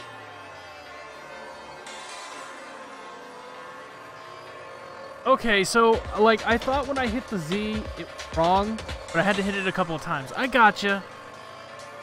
So it's because Genocide Jack has a split personality. Schizophrenic. Yes. Yes. Got it. I think I read Thank that you guys. somewhere in the file, too. They thought that the suspect might have, what did they call it? Dissociative identity disorder. Dissociative identity. Oh, that okay. thing. But still, to go and say that about Miss Fukawa Thank you for the help. is... I would have never got that, because I am dumb. Much appreciated. So to go and say that about Miss Perfectly Fukawa is acceptable. acceptable. Toko's strange behavior after seeing the body is proof enough that she has a split personality. One thing that shows Toko would have a split personality has to... Behavior changed. You're talking about how she started acting totally different than usual, right? Minigame doesn't translate all that well from Japanese to English. Yeah, that might be it. They didn't explain the whole having to hit some letters multiple times, though. Like when I did it last time, I knew what the word was. Maybe that was part of it. Maybe because last time I knew what the word was right away, and it was the first time they were doing it, you didn't have to hit it multiple times, you just picked the letters and it went right in. So maybe that was it. That's right. Think back. She fainted when she saw Chihiro's corpse, and then, when she woke up...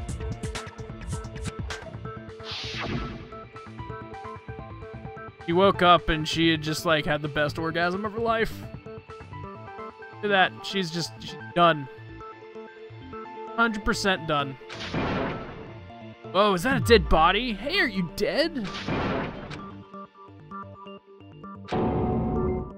World has a front and a back, a top ending and a bottom, a sea of truth and a web of lies. She was acting funny, that's for sure. That melancholy tone of hers completely disappeared. But what I'm thinking is... the way that personality was acting. This is the thing I'm talking about. Yeah, it's obvious. They make it perfectly obvious she's schizophrenic. She has that second she has that second personality. But the way that personality was acting,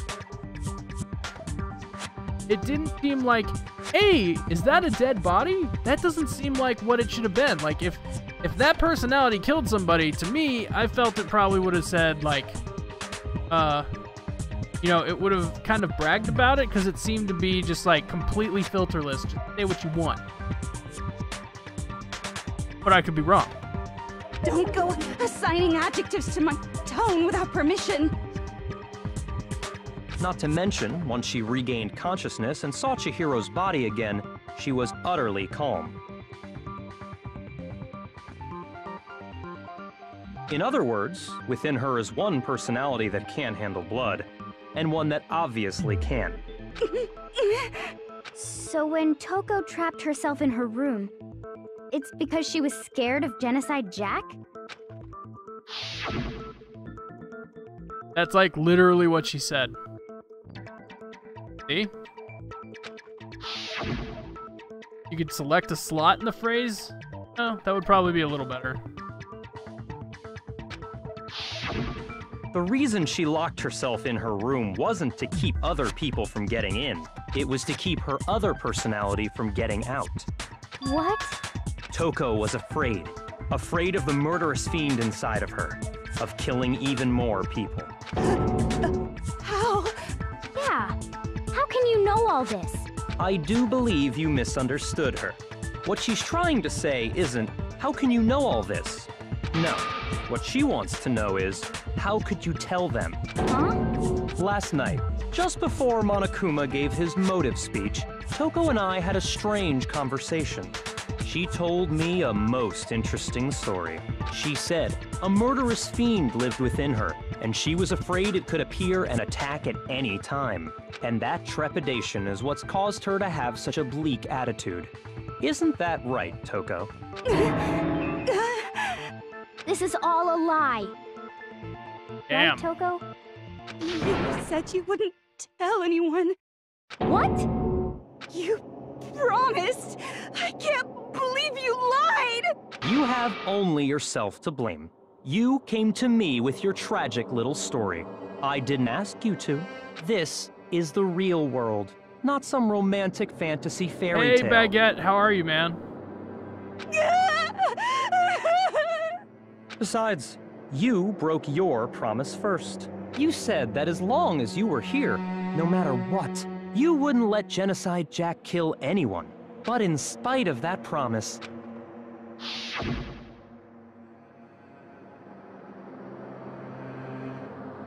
Sorry I couldn't keep our promise. Don't worry, never again. I won't let Genocide Jack have control ever again. You said if I kept my promise, you would go out with me.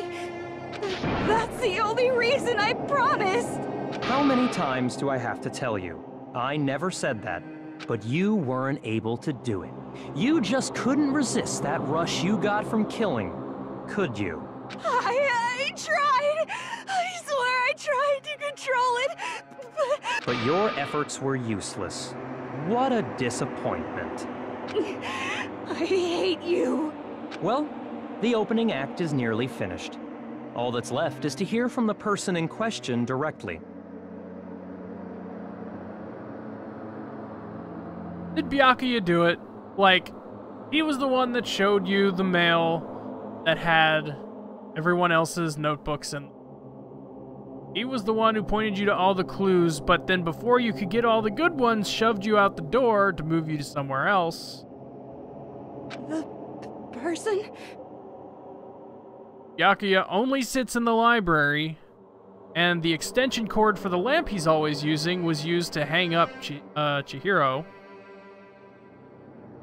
You don't mean... Toko's body suddenly lunged backwards. Each thud echoed across the courtroom. In the next second,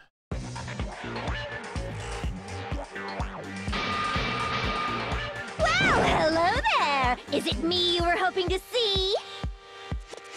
What the heck?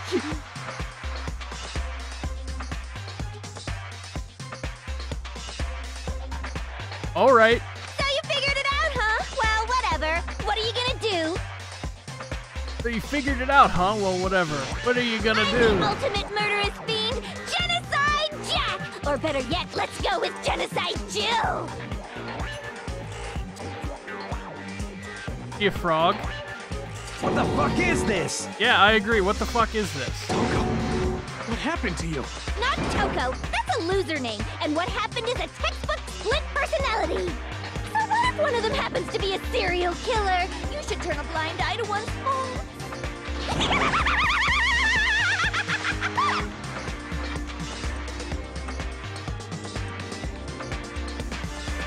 Hey, warrior kid. She's so intense. Like they say, sound in murderous mind, sound in murderous body. This one is so different from the one we've come to know. I agree, Brawley. Yes, well, the world is composed of a front and a back, you know. Just like how every inning has a top and a bottom, or how in the depths of every truth lives a little lie. Behind every dark and gloomy soul lives another that shines as bright as the sun! This is the murderous fiend's Genocide Jack? This is beyond insane. Miss Jack, Jill, can I ask you a question? What's up? Some of us think you might be the mastermind behind our entire situation. What are your thoughts on that? Well, I'll tell you. I am the mastermind of all masterminds! Just kidding! Then it's not true? Of course it's not true! How dare you try to link me to that creepazoid? And another thing, the police and government and society in the outside world are totally powerless! I mean, they just let this idiotic, bloodthirsty maniac go buck wild all over town! Alright. Alright. Sure, I'm a bloodthirsty maniac, but life is pain, right? To live is to hurt other people. It's a necessary evil if you want to survive. The act of living itself causes pain for everyone. Just kidding again! This should be enough to convince you. This murderous fiend is responsible for Chihiro's death. I'm still not convinced. There's clearly a motive, so there should be no doubt. A motive? Remember what Monokuma told us? If someone didn't murder and graduate within 24 hours, an embarrassing memory or secret would be revealed. Well, let's assume that Toko's secret was about Genocide Jack. If a secret like that came to light, Toko's life would have undoubtedly been forever ruined. So she had a very clear motive to never have that side of herself exposed. Interesting. Very, very, So very weird. interesting. But sorry, as much as I hate to admit it, I'm not the culprit. But I cannot imagine anyone other than you could murder someone in such a bizarre fashion. Maybe so, but nevertheless, it's the truth. Do you really expect any of us to believe you? Sounds like Chie. Yeah. I could never believe a word you say, you monster. Maybe she's totally right about that, but something's still bothering me. Then I need to get some more details about all of this.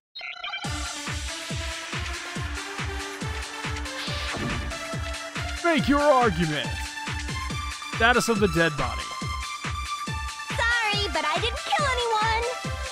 You say that, but do you really expect any of us to believe it? Perhaps if you had an alibi, that would change things. Oh, an alibi, huh? Now we're talking! When you compare your past murders to this incident, the modus operandi matches completely. What more proof do we need? Give it up. You killed her.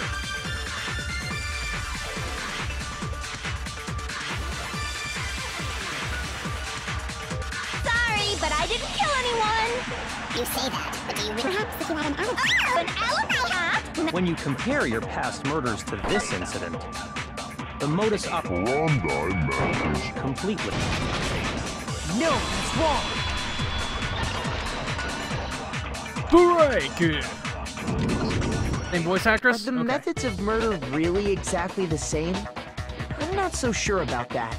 I think there's a slight difference between the Genocide Jack cases and this one. Huh? How's it any different? Uh-oh, you don't know? Well then, human garbage, let me tell you! I murder with passion and conviction. I consider myself a professional, and I have a very particular way of doing things. Imagine you go to a fancy Italian restaurant. They're very picky about the noodles, the sauce, everything. But what happened to Chihiro? It'd be like if that same Italian restaurant started using ragu or Chef Boyardee. This is no creation of mine. Let me rephrase that. Copycat. In a way that maybe makes more sense. There are two clear differences between the Genocide Jack cases and this one. What a clear difference between the murderers. Photos from the other Genocide Jack cases, the neck and the I got fatal it! injury. For one, the cause of death is different. In the Genocide Jack murders, all the victims were killed the same way. According to the case file, they were all apparently killed with a pair of scissors. But Chihiro died from a blow to the head, right? Ah, yes. That is remarkably different from the other murders. Wouldn't it be strange for someone who kills the same way without fail to suddenly change their method? And there's more. One more conflicting detail. That's right. In my recipe of murder, if the bloody message is the tortellini, then the arrangement of the body would be the pesto sauce. Could you please stop comparing killing people to cooking? So, are you saying the other difference has to do with how the body was arranged?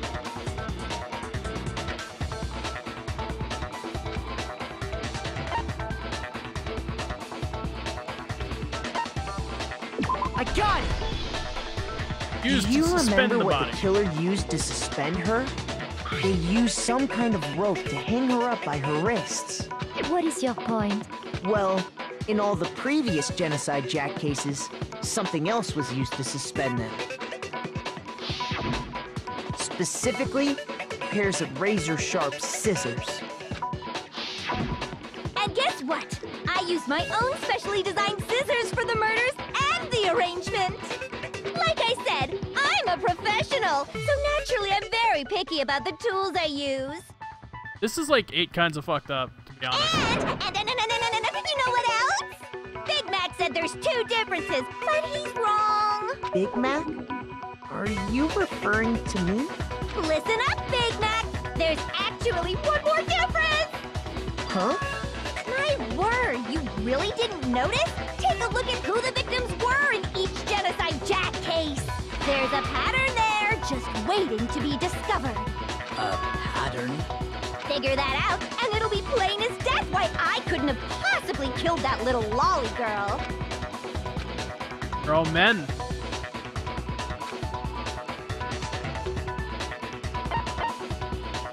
I got it!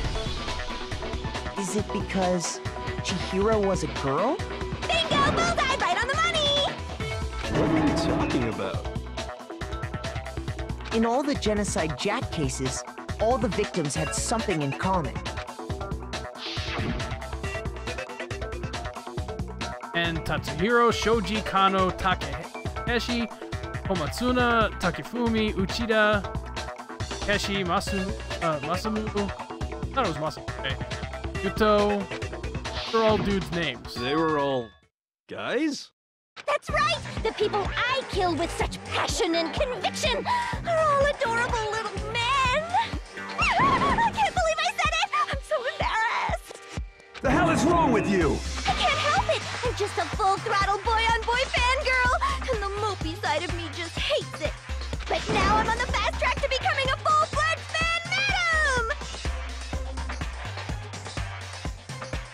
So, since Chihiro was a girl and not an adorable little man, you wouldn't kill her? Would an Italian chef suddenly start making ramen just because they're both noodles? Don't be stupid.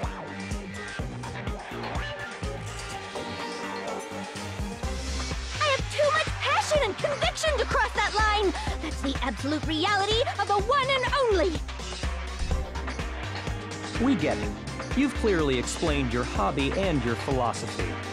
But that's not all there is to it. It's a different matter entirely, when you're forced to kill in order to survive. Quiet, lowly cur! Lowly? Cur? I would never kill for a reason as petty as mere survival. And if by some fluke I did kill to survive, why would I bother with the message and arrangement? It'd make me the obvious suspect! That does make some amount of sense.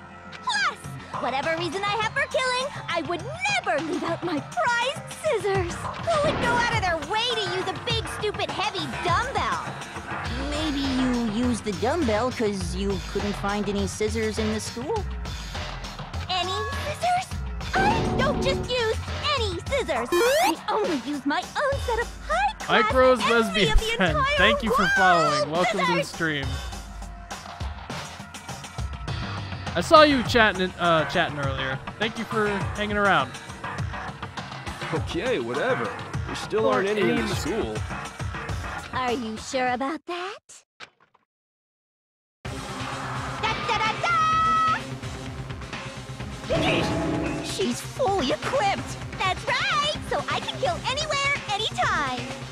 Why would I resort to dumbbells or rope when I have my trusty scissors by my side? Go ahead, tell me I'm wrong! You can't, can you, gutter dogs, all of you! Not to mention, I have no clue how to tie a good knot. So rope's totally out of the question anyway.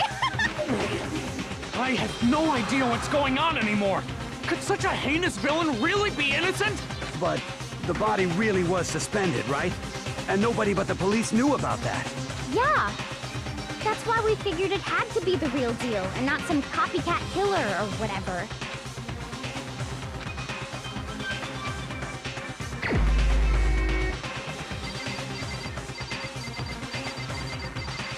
Where are you? Where are you? Here's my answer. Byakuya, it's possible you could have found out, isn't it? You'd have no problem gaining access to classified government documents or internal police records. Plus, you'd already looked through the Genocide Jack file before this all happened, hadn't you? Are you saying Mr. Togami did it? Then, the reason he pushed the theory of Genocide Jack being the killer so hard was because he wanted to pin the crime on her. So, Gotta be what it is. rearrange the scene to disguise it and make it look like I put my stamp on it. The adorable glasses man was behind it all. Oh, I'm on fire! Well, Byakuya, what's your response? I see. So now the suspicion falls on me. Then I must ask, when would you say I began acting suspicious? Surely you must have an answer. Looking back and thinking about it now, the way you were acting right before we discovered the body was a little strange.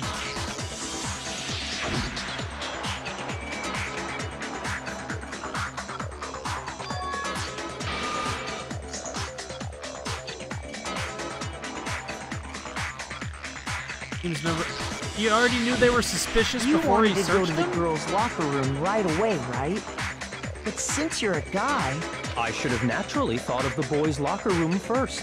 Is that what you want to say? The victim was Chihiro, a girl. Hence why I said we should check the girls' locker room.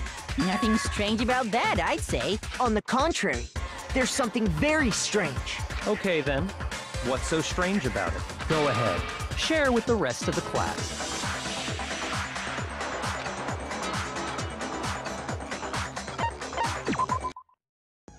Next, we're going to add something called a truth flashback. If you aim at a weak spot and hold down the triangle button, touch and hold the weak spot on the screen to memorize that weak spot.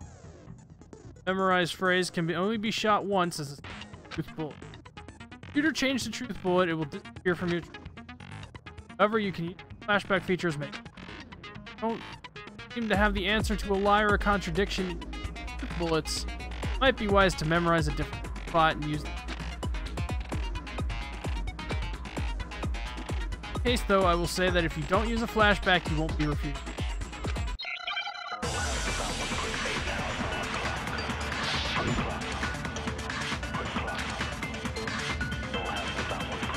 So, you said Byakuya was acting kind of weird before we found the body.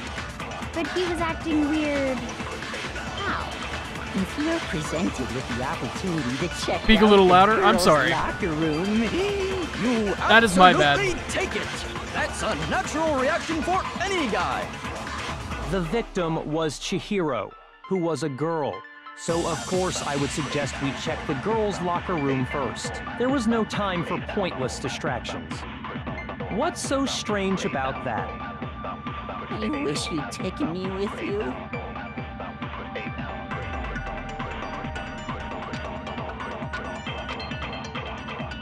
So, you said Byakuya was acting kind of weird before we found the body. But he was acting weird... how? If you're presented with the opportunity to check out the girls' locker room, You absolutely take it. That's a natural reaction for any guy. The victim was Chihiro, who was a girl. Oh! So of course I would suggest we check the girls' locker room first. Okay, there I got was no it. time for Pointless distraction. What's so strange? You wish you'd taken me with you. So, you said Byakuya was acting kind of weird before we found the body. Shoot! Wrong order? Wrong order. Okay. So, you said Byakuya was acting kind of weird before we found the body. But he was acting weird. If you're presented with the opportunity to check out the girl, that's a natural reaction. The victim was Chihiro, who was... No, that's wrong.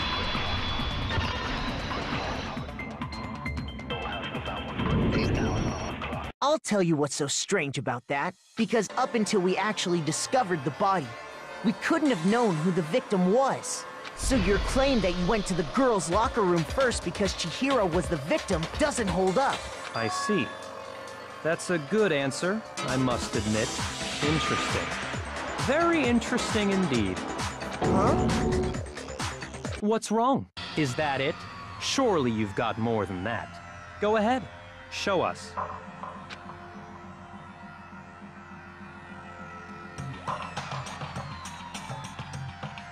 That about the anime for this? Half the cast couldn't be brought back? Really? Got him cornered, but he's acting like it has nothing What's to do the with matter? it. You're not finished already, are you? There must be more to it. There is. I think. Oh, that's my mic. Okay. There is more to it. Think about it. We just talked about the differences between this case and past Genocide Jack incidents. The proof you're looking for is hidden in there. Oh? Proof that I'm the culprit, you mean? The differences between this case and the other Genocide Jack murder. The evidence that proves Byakuya is responsible is hidden in there? What could it be?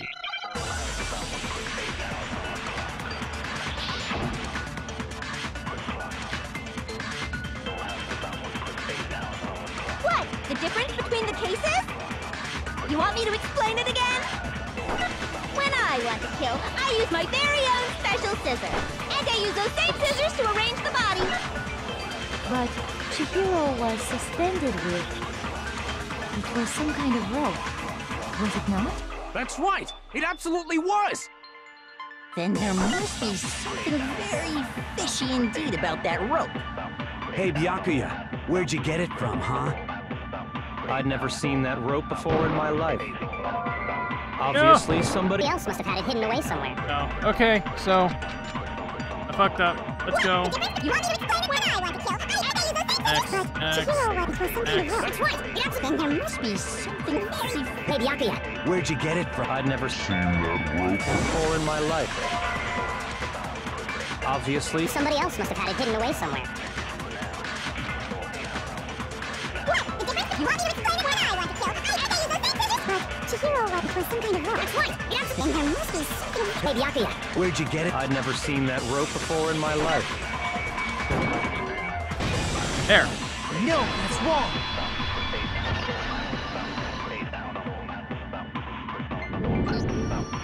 Actually, I'm pretty sure you have seen it before. Because, you see, that rope, or should I say, that extension cord? What? An extension cord? Byakuya, you've used the extension cord in the library more than once, haven't you? And the same extension cord that was in the library all this time went missing after the murder. And there's no way someone who uses that extension cord as much as you do wouldn't discover that fact. And Byakuya must be the one who took the extension cord. I can't imagine any other possibility. That's really what you think? Then your conclusion is something like this? I killed Chihiro in the girls' locker room, then hung her up and wrote that bloody message. I intentionally made it look like Genocide Jack was behind it. Is that about right?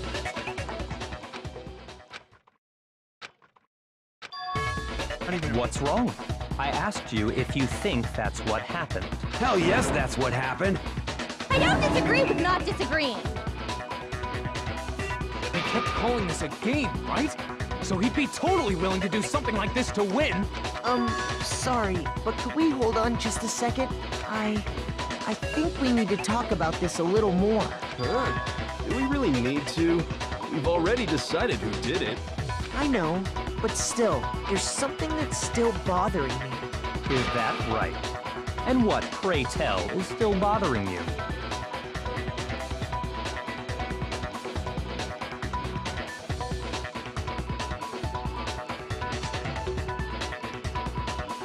Give me just a second here, guys.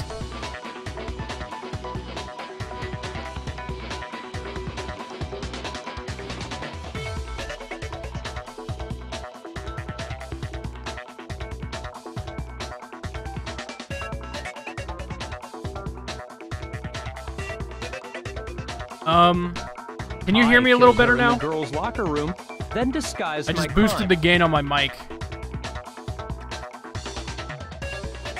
Specifically, I dressed it up to make it look like it was the work of a homicidal psychopath. What about all that bothers you?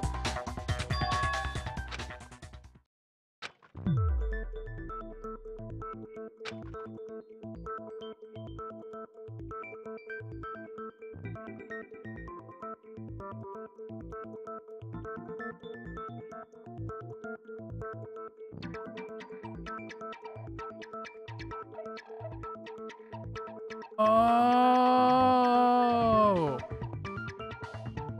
Oh. Killed the guys? He was killed in the guy's locker room.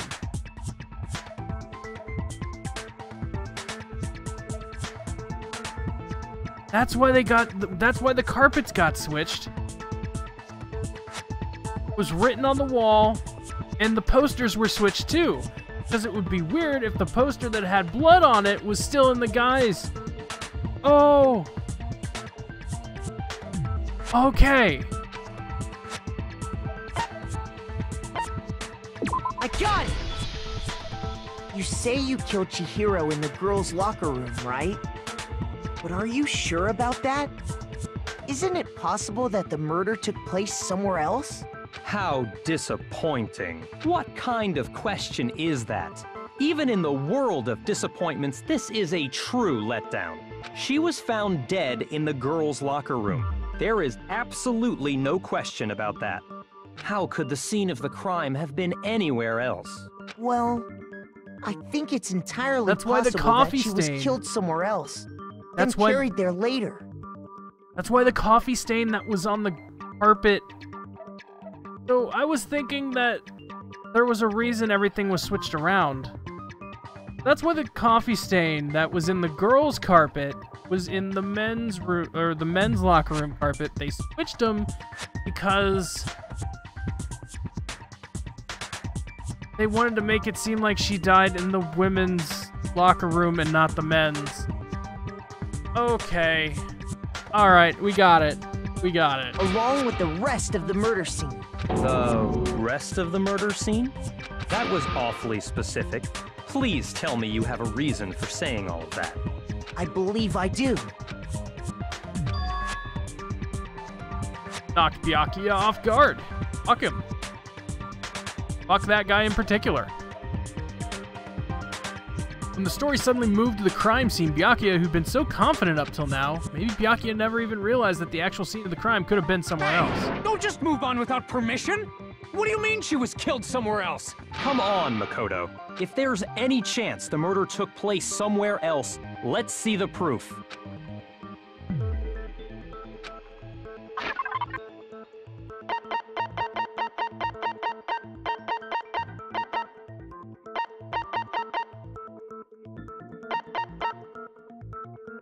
Something switched between the boys and girls locker room. There were actually two things, but I'm gonna go with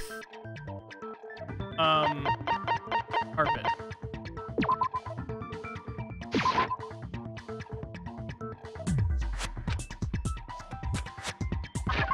That's actually the proof, but okay, that's fine. Do the posters then. I got it! Was either the posters or the Proof carpet? that she was killed somewhere else is the poster that's hanging in each locker room. Your proof is some posters? The poster in the girls' locker room was a picture of a big-boobed supermodel. But don't you think that's kind of strange? Why would the girls' locker room have a poster like that? I bet those massive jugs of hers were totally fake! Meanwhile, the boys' locker room had a poster of the super popular boy band Tornado. Again, that doesn't really seem to belong in a boys' locker room. So you're saying that maybe the posters were switched? And there's one other thing I noticed about the locker rooms. You know what I'm talking about, right, Sakura? You're referring to my protein coffee, aren't you? Protein coffee? While I was in the girls' locker room earlier, I spilled some protein coffee on the carpet. But I noticed that after the murder, the stain had been totally scrubbed away. Not that the stain was scrubbed away, it was moved. I got it! The stain on the girls' locker room carpet wasn't scrubbed away. We did it. In fact, I found it on the boys' locker room carpet. That's definitely the stain from my protein coffee. Then, does that mean that the carpets were switched too? But why would anyone do that? To move the murder scene from one locker room to the other. It's certainly plausible, don't you think? What? In other words, in order to completely swap the scene of the crime, the blood-stained poster and carpet were moved along with the dead body. By doing this, the killer was able to change the entire room where the murder took place. I can certainly follow your reasoning, but why would the culprit bother doing that? Huh? Why would they go to all that trouble of switching the scene of the crime? Actually, an even bigger question. If the murder did take place in the boys' locker room, then how did Chihiro get in the boys' locker room in the first place? To get into the locker rooms, you have to swipe your e-handbook across the card reader device, but Chihiro's handbook should have only allowed her access to the girls' locker room. She had no way to get into the boys' locker room to begin with. No, she did have a way, and I can tell you what it was. I highly doubt that. Shut up! I'm telling you, I know how she could have done it. Could Chihiro really have gotten into the boys' locker room somehow? Leon's handbook. Or Chihiro was a dude. Is it really possible? Could Chihiro really have gotten into the boys' locker room somehow? Ah! I've got it! She must have hacked her e-handbook.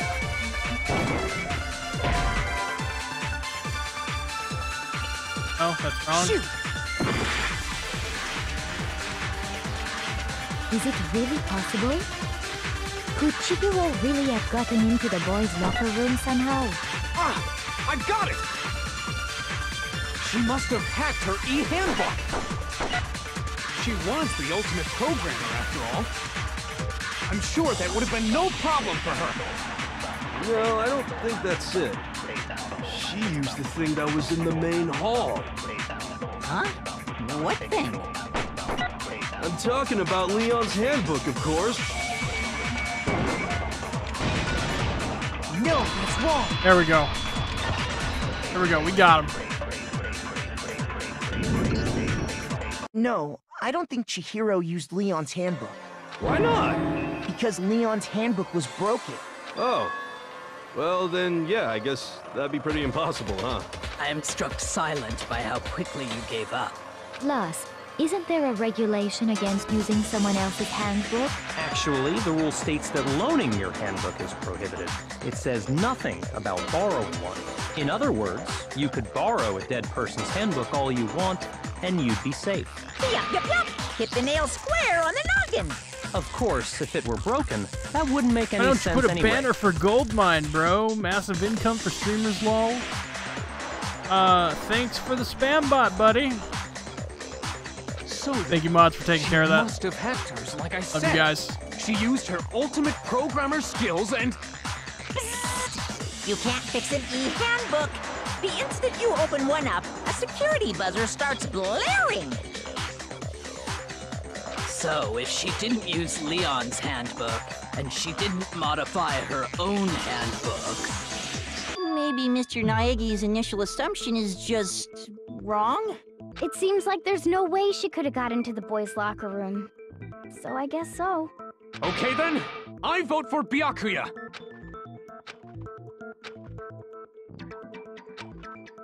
Hold on a second. I agree with you, though. I think you're on the right track. What the... You finally decide to open your mouth and that's what you've got to say? There's no way she could get in the boys' locker room, right? So... Why are you so sure she couldn't get in? There's still one other way she could have gained access. What? What are you talking about? What other way is there? Yep. See, Chihiro was a dude. Well, to explain that, why don't we take a little break from the trial? I'd like you all to come super see hot. something. No. No. Wait. Just what do you think you're doing? Don't worry. This'll make the whole trial more exciting. I'm sure that thought must please you. Huh? It'll make things more exciting? Well, all right then. I declare an official class trial recess. For real? Now then, what is it you want to show us? It better not be boring or I'll be very unhappy. Oh, I have no doubt it'll meet your lofty expectations. So, shall we go? There's a dick. There's a dick.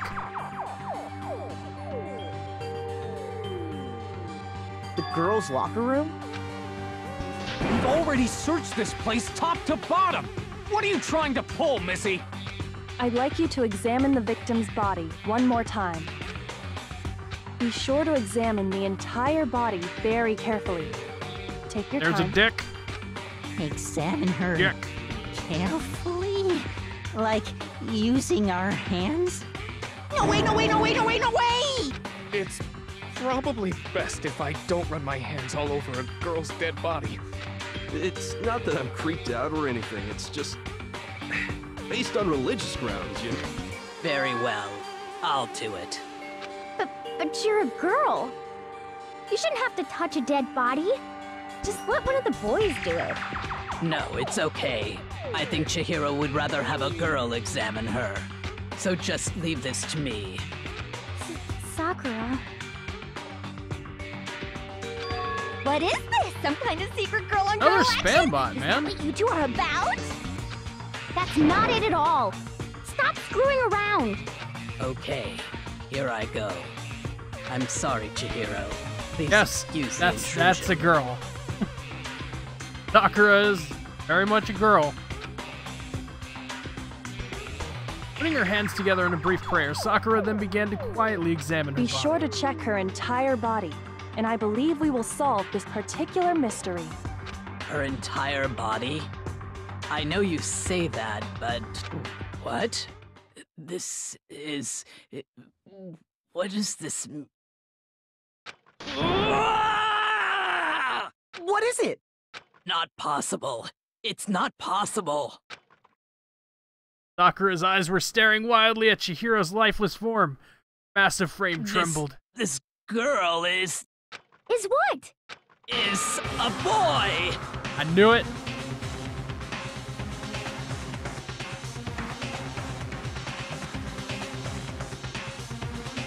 Ah, I see. So she was actually a he. Interesting. Thank you for confirming this fact.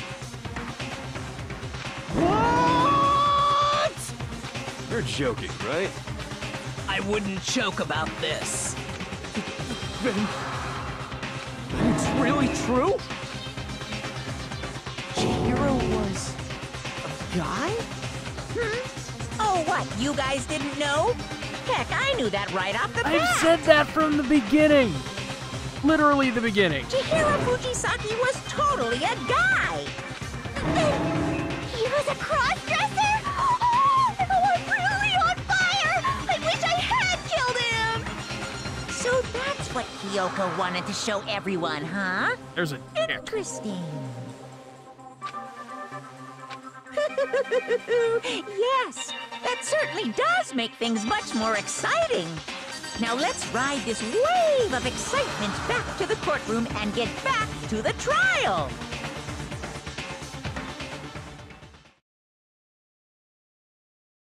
So I was wrong about the tomboy, but I was right about the boy. Now then, let's resume the class trial.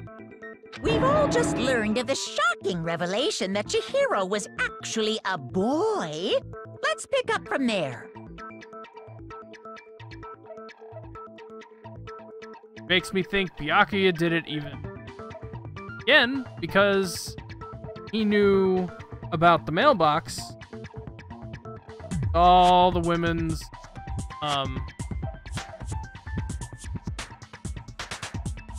e-handbooks. Yes, well. Yes. I don't know his reason for hiding it. My tomboy but the statement fact was is, half correct. Chihiro was The not a bottom girl, half. but a boy.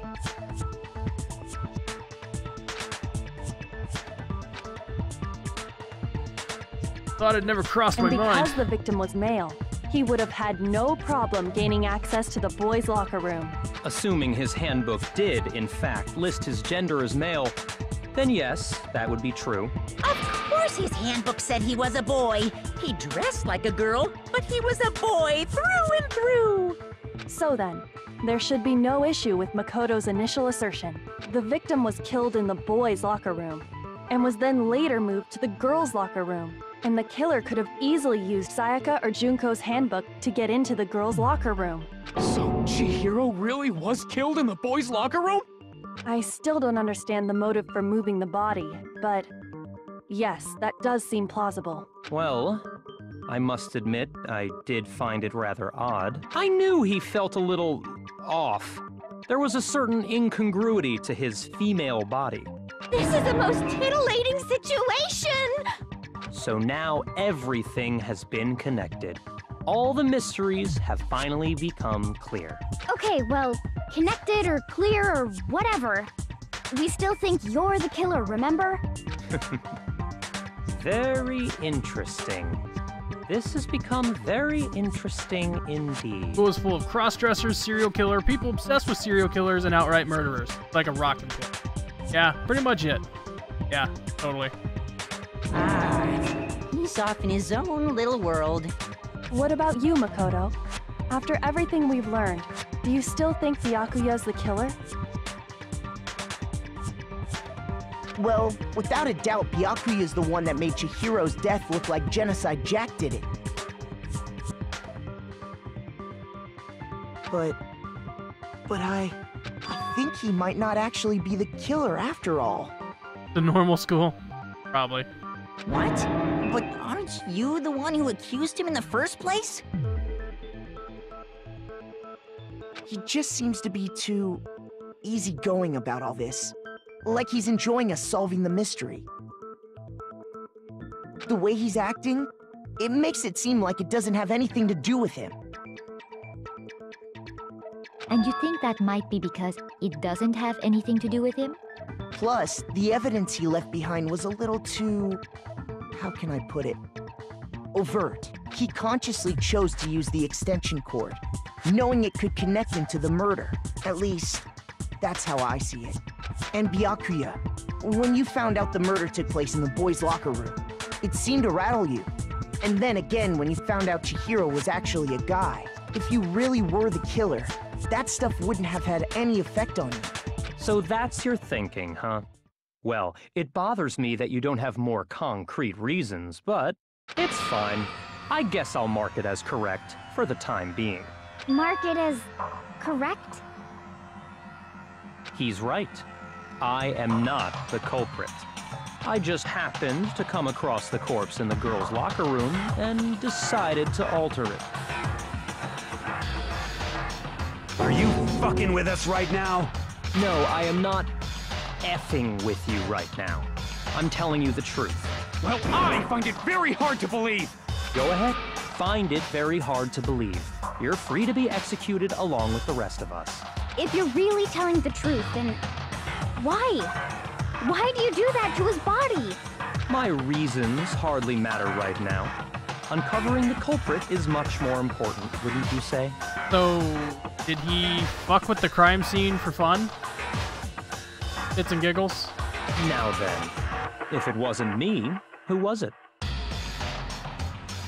Well, were you PG streamers get some sure shiggles? Without talking about it a little more. We're seriously gonna keep going? We're all good, aren't we? I thought it was clear Byakuya did it. No, I'm with Makoto. If there's any doubt whatsoever, we need to explore every possibility. Because if we're wrong, we all die here. That's true. Very well then. I'm with you too.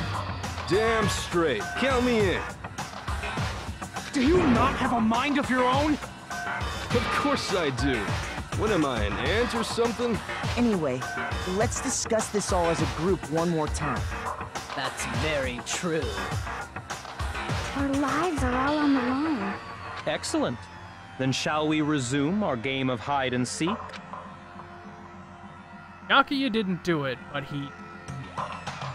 he's the one who staged the crime scene, did all that to make it, I guess, harder for people. Now we still need to figure out who killed Chihiro.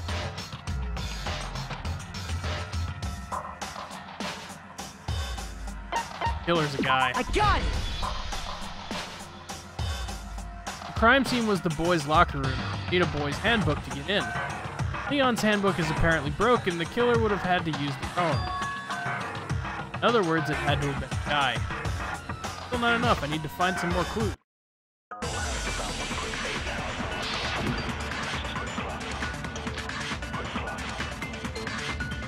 Isn't there a single clue that might lead us to who did it?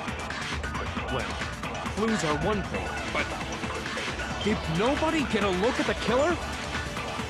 I'm sure if someone saw the killer, they would have said something by now. Perhaps someone saw the victim at some point. Even that might be enough for now. Yeah. All we need right now is any kind of new info. Yeah. It's over. It's all over.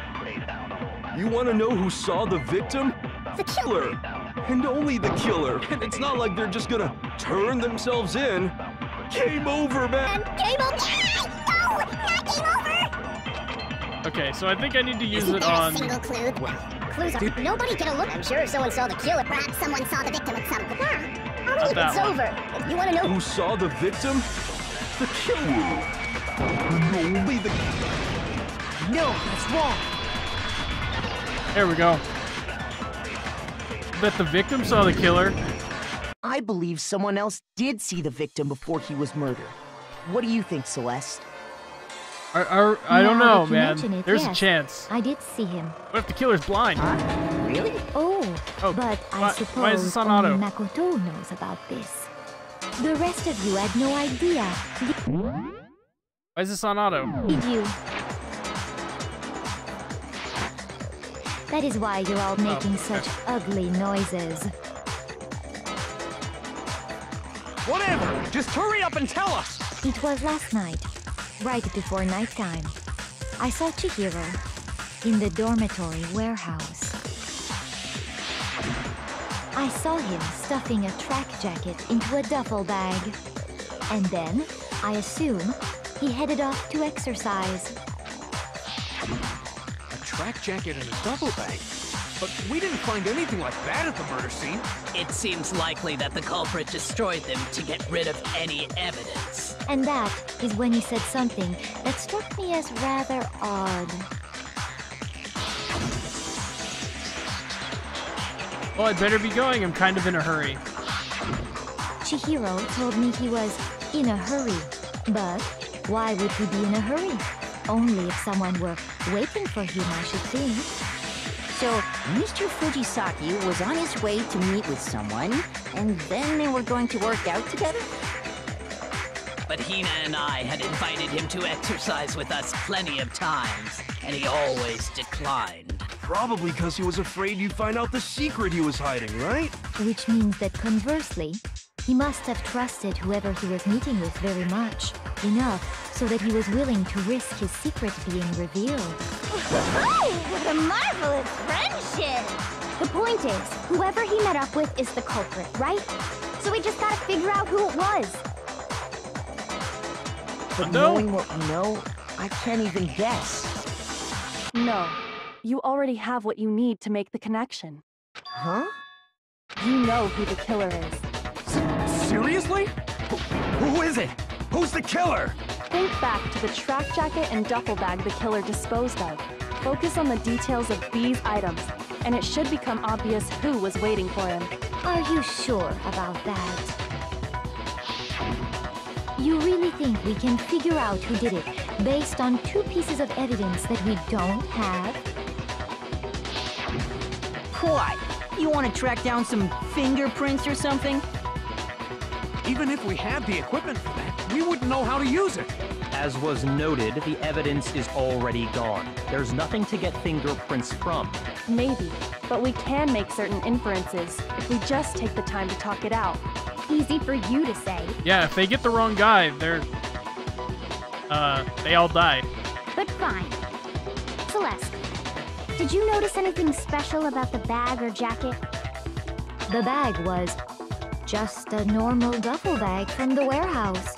All the bags in there are the same, so I can't imagine what would make that one special. Well, if I remember right, there was a decent variety of tracksuits to choose from. Do you think there might be some connection between the culprit and Chihiro's jacket? Perhaps. Let's explore that and talk a bit more about the jacket he...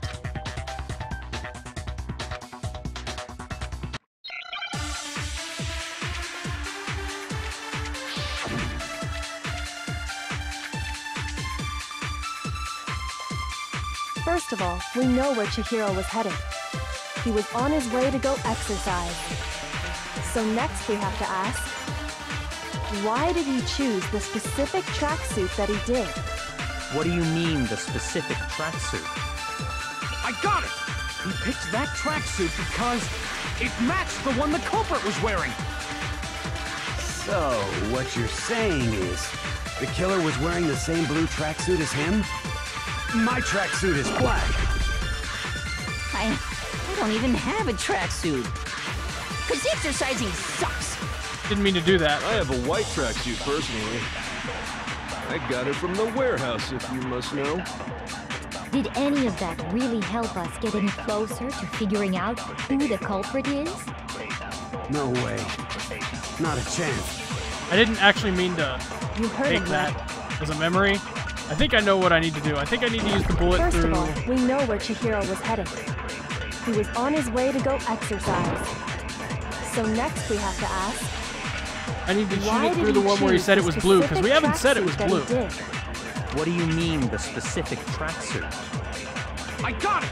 He picked that tracksuit. It matched the one the culprit was... So, what you're saying is, the killer was wearing the same blue tracksuit? No, that's wrong. Mondo, I liked you, man. Hold on a second, Mondo. What did you just say? Huh? What'd I say? When Celeste testified a few minutes ago, she said... I'm stuffing a track jacket into the duffel bag. We never said what color the track jacket was. We know what it was because we could see it hanging out. About the jacket's color.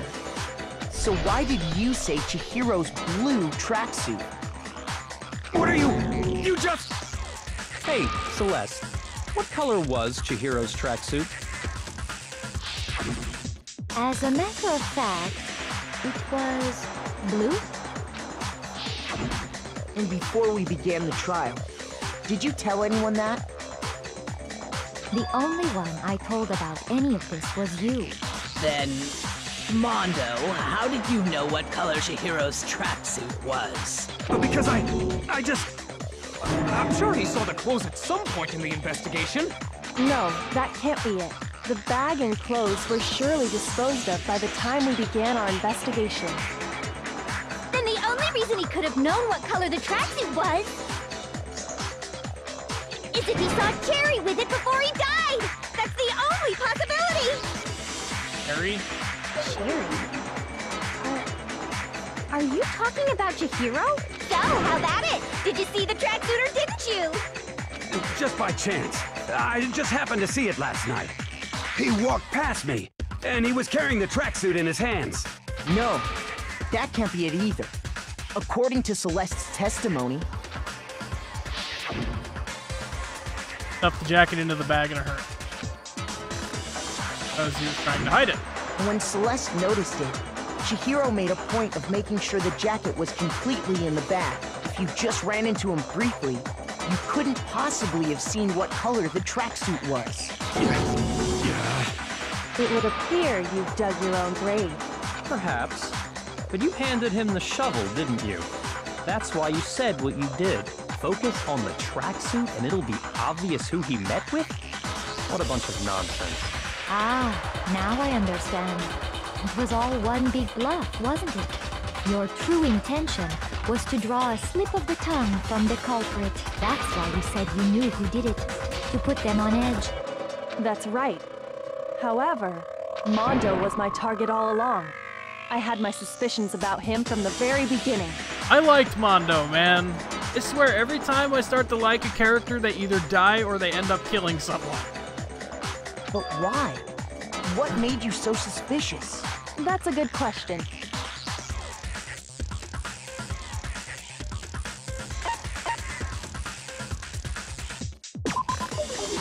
There was a certain turning point that maybe you didn't notice it, Mondo, but you tend to refer to men and women differently. You only call guys dude. For girls, it's chick. And after he was killed, you happen to refer to him as dude. Once I picked up on that, it occurred to me that Mondo knew something we didn't. Oh. You noticed such a tiny detail? Are you a witch? She's a witch! You're positively frightful! No, I'm not the frightful one. Not nearly as frightful as someone capable of murdering a friend. Mondo, was it really you? Did you really kill Chihiro? Game is Game of Thrones. Yes. I didn't kill anyone! You've been all over me. judging everything I say, putting words in my mouth. What gives you the right to treat me like a goddamn criminal? Yeah! He would never do something like that! This is a false accusation! It's true. My reasoning on that is pretty shaky. That was fast. Well, this does present us with a problem. It seems we are all out of leads. One's Peter Dinklage, Makoto. My time has nearly come. That's what my little ghost friend is telling me. Oh yeah, that reminds me. Hifumi, weren't you telling me you'd found some evidence? Really? What kind of evidence? Actually, you know, now that I'm thinking about it here calmly, it might not be all that relevant. Can't keep watching any much longer because you've only just finished this case yourself. I don't blame you one bit, man. This is definitely one of those games you don't want spoiled because it'll just make gameplay of it just kind of meaningless. Because it's not like we can actually change what's happening. Jeez, does your confidence just get up and walk away? It's fine, man. Just tell us. I appreciate you sticking around to watch what you have, though. If you really insist, then... here it is. What do you have there? It happens to be an e-handbook. I found it laying on the ground, so I scooped it up.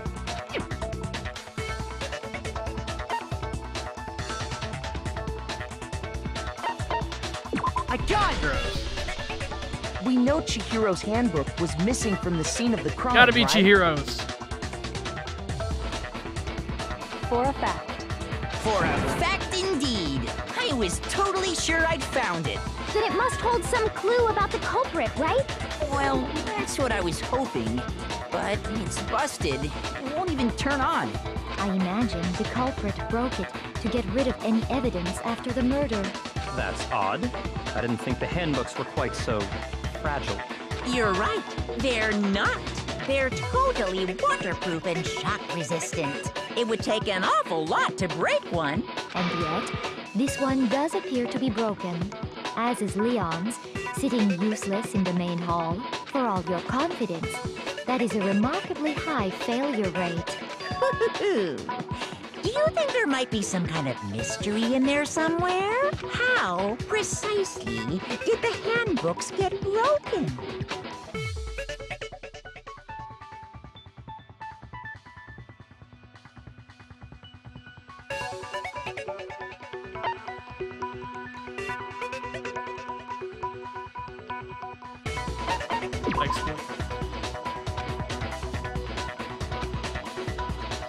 Shoot!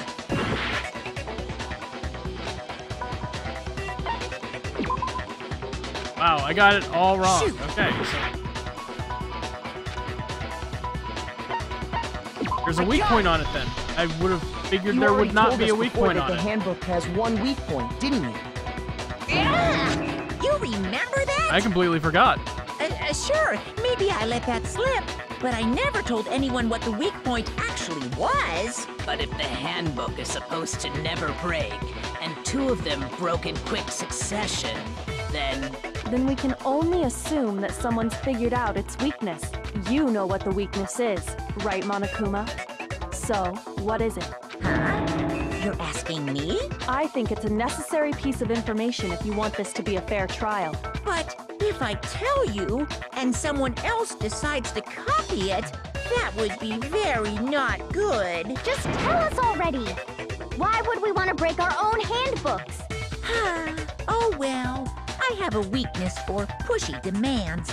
But you're sure you won't follow their example? Then allow me to make a special announcement.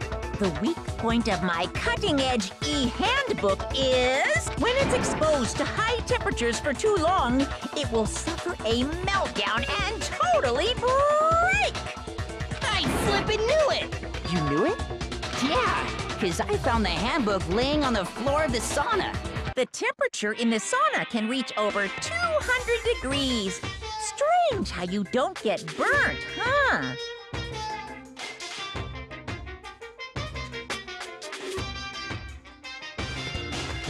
So then maybe the one that was found is Mondo's and he has Chihiro's.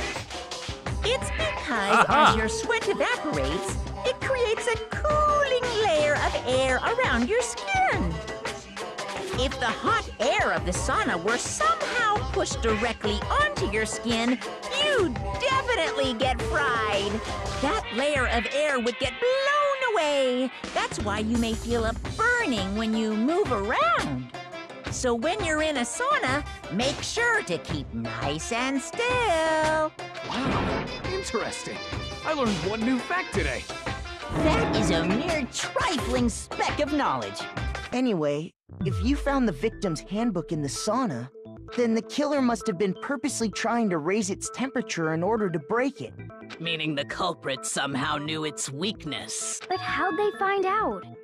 Monokuma said he didn't tell anyone, right? Indeed. Quite the mystery. What if they found out by accident? What do you mean by accident? What if the killer took their own handbook into the sauna, not knowing its weakness, and it broke? They'd realize it was broken, of course, and it wouldn't be hard to figure out why. And once they had Chihiro's handbook, they knew they had an easy way to dispose of it. I won't say it's not possible, but who would have done something like that? I don't know of anyone who took their handbook into the sauna. I might know someone who did. Whoa! Seriously? I think the one who may have taken their handbook into the sauna was...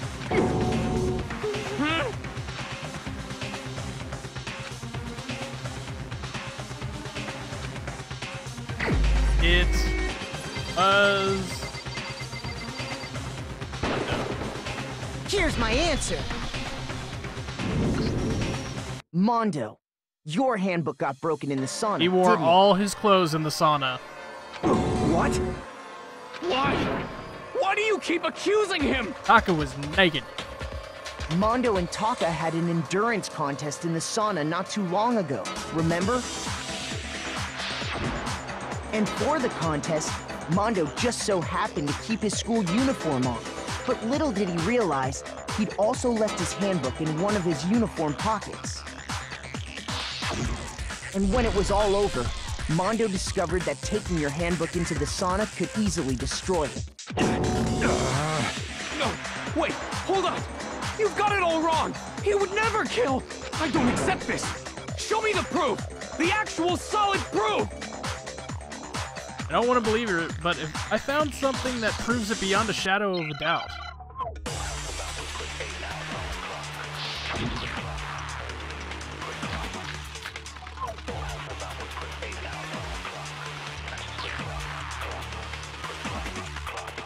Let's test Makoto's assertion. If what he says is correct, then Mondo, you broke your own hand. I forget how to...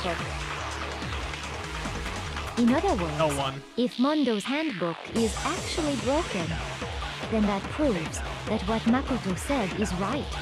Well, my goddamn handbook works just fine! No, that's wrong! Haha! They're like lovers of some... They had a bro down. Mondo, the handbook you have right now, is it really yours? The fuck is that supposed to mean? The broken handbook that was in the main hall, isn't that one actually yours? What the heck are you talking about? What I mean is, I think Mondo swapped his handbook out for one that actually works. I think he took Leon's handbook and replaced it with his own. After all, Monokuma said himself that Leon's handbook never should have broken. That's right! The punishment it suffered wasn't nearly enough to destroy it. So then, the broken handbook in the main hall is actually Mondo's, which would mean that the handbook Mondo has right now is actually Leon's, yes?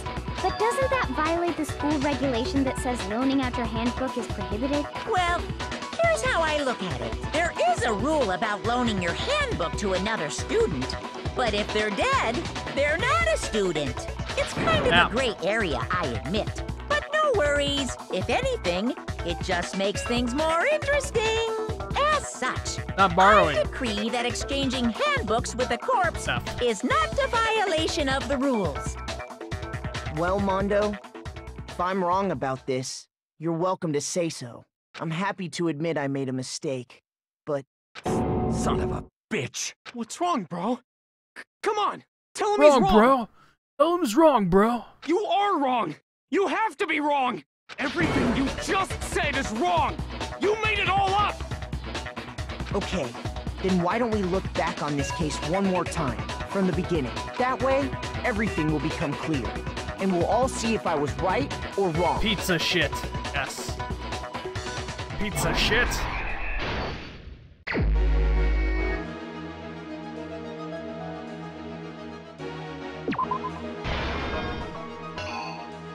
That's page 1. Stuffed. She stuffed the arm back in and the locker room.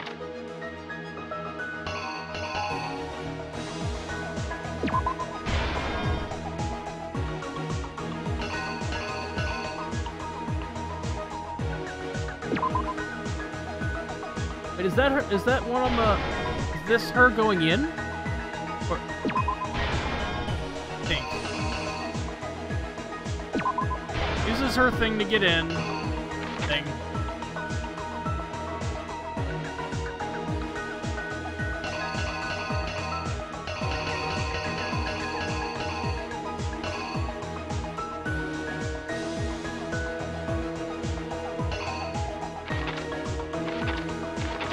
Let's see if we can just put this stuff together and see what we can add in now, and then we'll come back.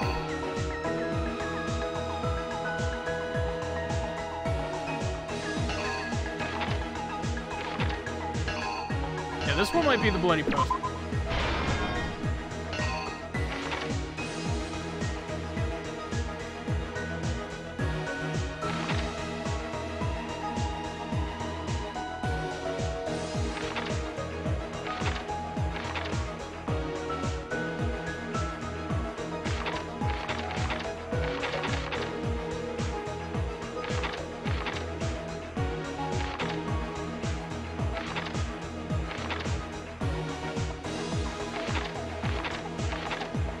It's hard.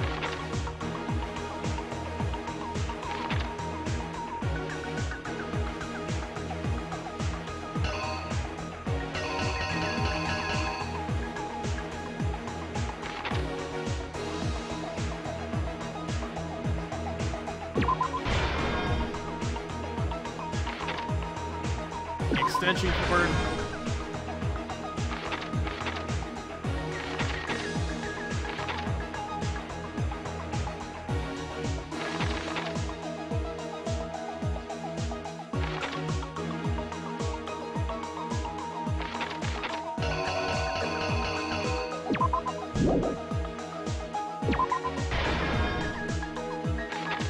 Oh yeah, you get tips by clicking the thing.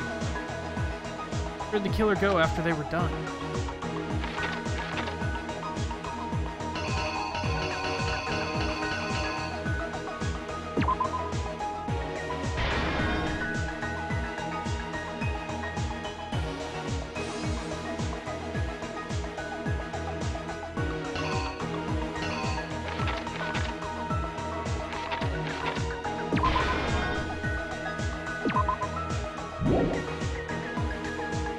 Brought to the murders.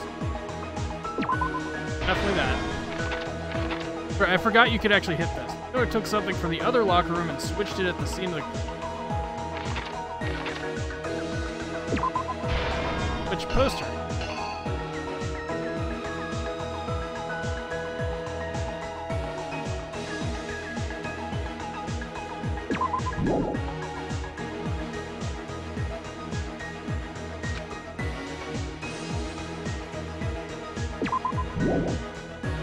He's definitely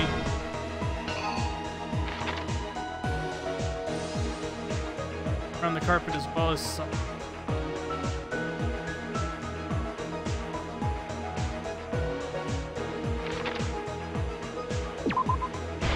That one belongs there.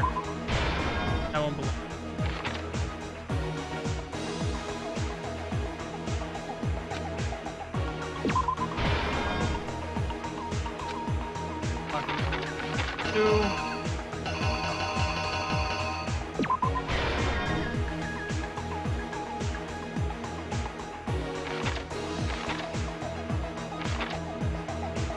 Weapon the killer used. That's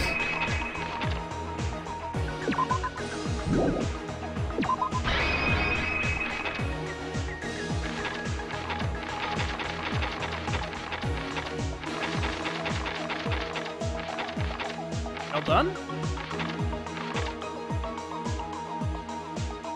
The killer is you! I should have double-checked that. First, let's take a look back to before the incident.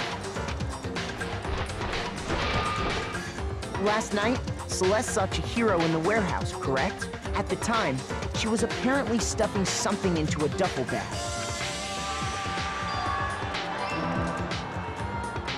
That something was a blue tracksuit. You can confirm this, right, Celeste?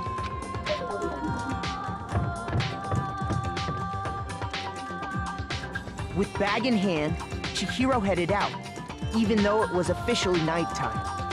I think that in one might be wrong, because that same image was already used. She made her way to the locker room, specifically the boys' locker room. But how could the victim, who was apparently a girl, access the boys' locker room? Oh, that was right. Okay. Simple. Okay, so that was correct. Because she was really a he. Which is why he was able to use his own handbook to gain entrance to the boys' locker room. Once inside, he met with someone there. And the person he met was the one who killed him.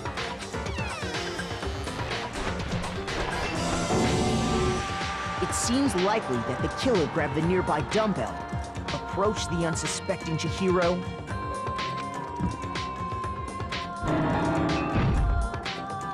and attacked him. And that's where the bloodstains on the poster and carpeting in the boys' locker room came from.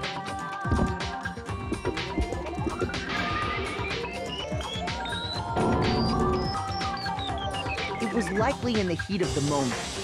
The body was arranged, but the murder itself felt unplanned.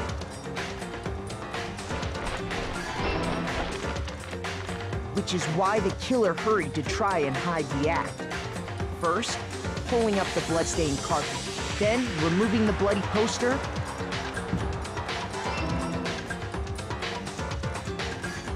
and finally carrying the corpse into the girls' locker room. A girl's handbook was necessary to get into the locker room, of course, but this alone doesn't prove that the killer was necessarily a girl. After all, Sayaka and Junko's handbooks had been placed in the main hall. So he used one of theirs to get into the girls' locker room. Using one of those, a boy could get into the girls' locker room without much problem. And that's exactly how the killer did it. With the carpet and the poster they brought with them, they got to work. They changed the layout of the boys' and girls' locker room in what you might call a crime scene switch. That could have been the end of things, but no. Byakuya discovered the body and decided to intervene in the situation, making things even more complicated.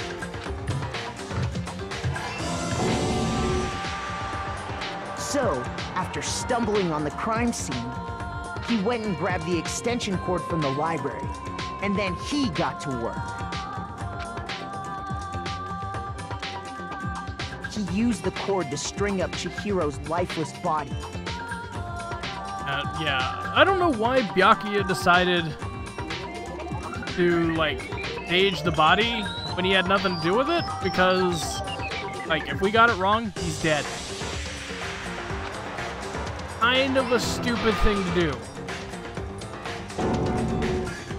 Then, using the victim's own blood, yeah, but why? He left a grisly message there at the scene of the crime. He wanted to create the illusion that Genocide Jack was responsible for the slaughter.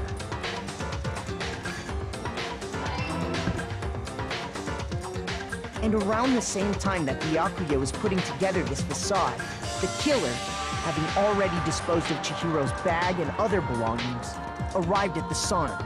There, they planned to destroy the last piece of evidence, Chihiro's handbook.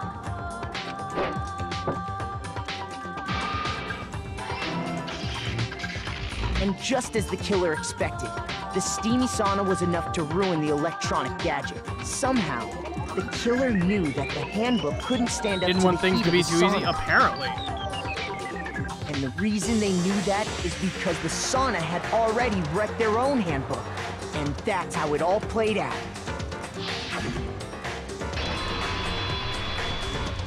Isn't that right, Mondo Owada? Completed. Wait! No! This can't be right! Where's your evidence? Yeah! Where's your evidence? You need evidence! You need proof! Without any proof, you can't pin any of this on him! Evidence that Mondo is the killer. That already revealed itself earlier in the trial. If I can somehow show where Mondo's book is right now. If I do that, everything will become clear.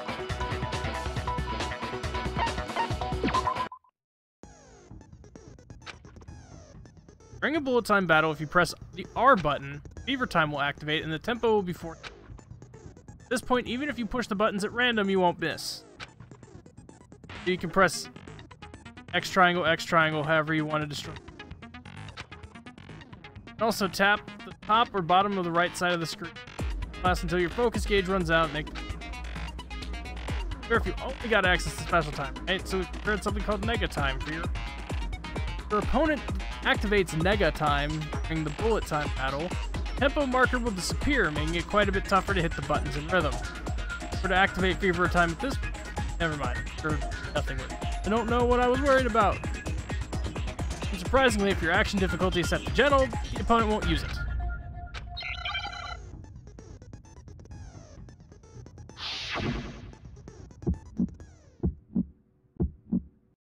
Show me some evidence!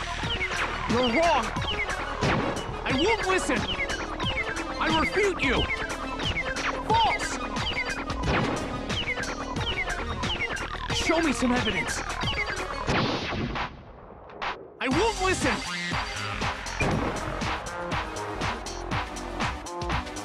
I refuse to vote! Show me some evidence! You're wrong! I won't listen! I refute you! False! Show me some evidence! That wasn't hard at all. Show me some evidence! This should prove it! That wasn't hard at all. Hooray!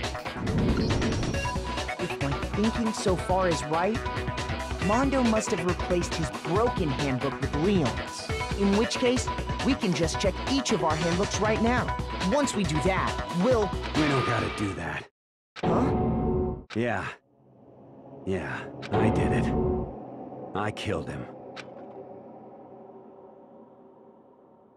Okay.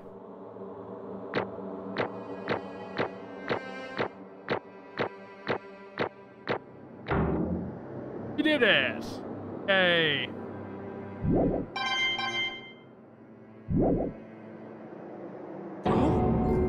Bro!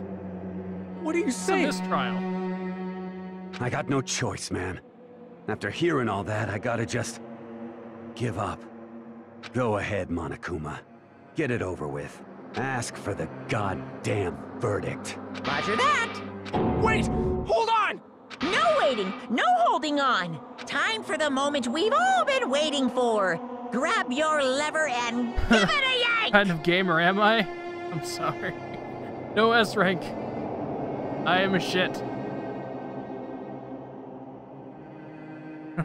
Who will you elect as the Blackened this time around? Will you make the right choice or the dreadfully wrong one? What's it gonna be? What's it gonna be?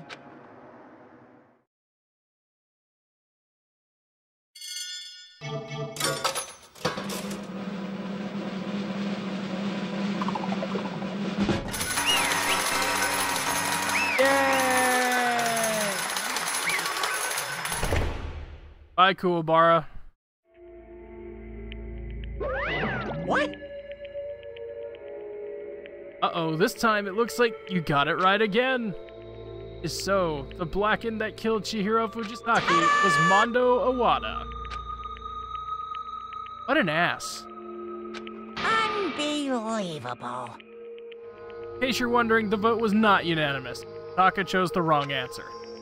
Treading very close to the danger zone, Mr. Ishimaru. You need to be more careful. No way he would kill someone. What is this?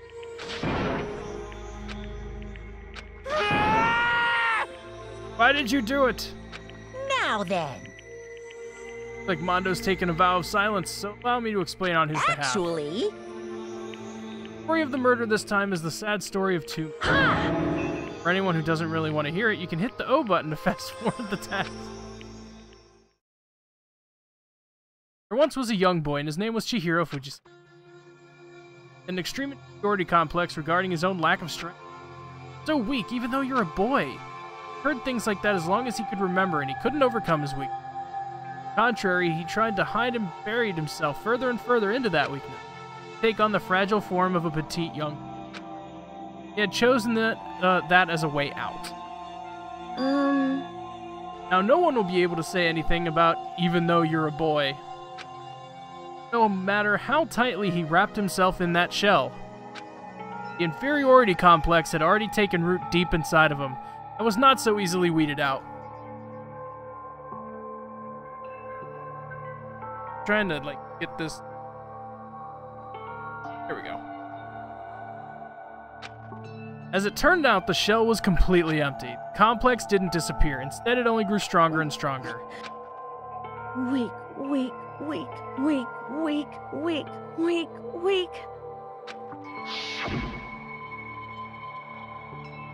Once the killing game had begun here at school, he had no choice but to accept this fact.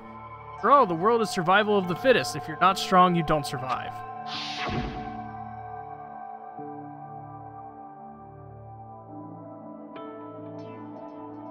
Then the lovely and hateful Monokuma announced the revealing of the embarrassing facts.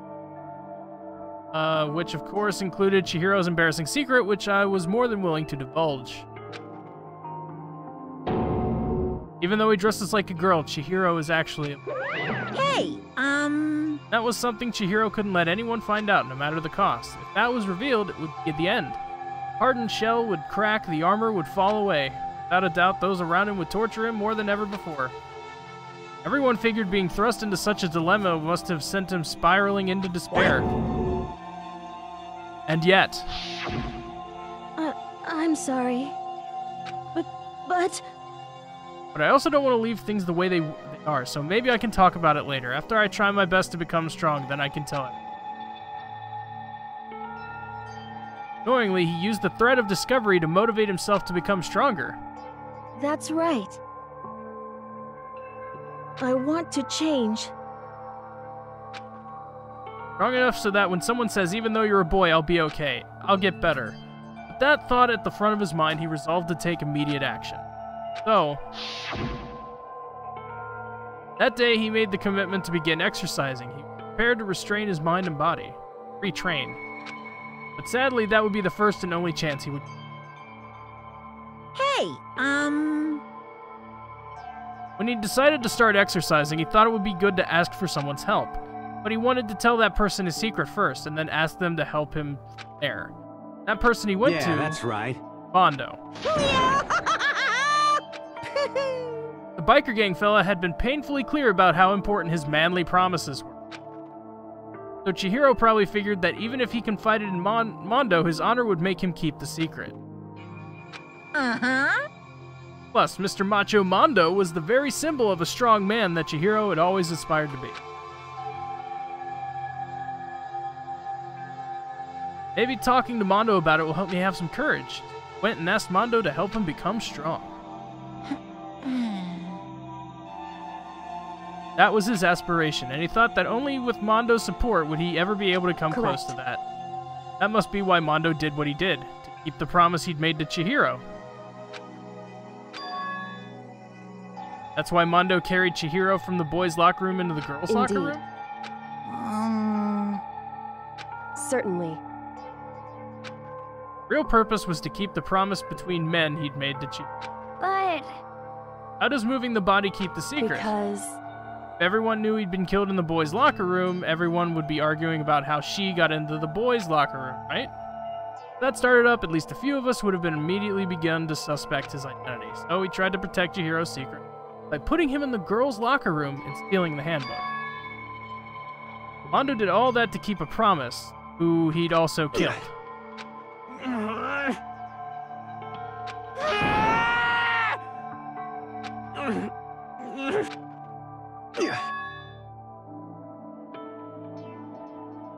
I knew it.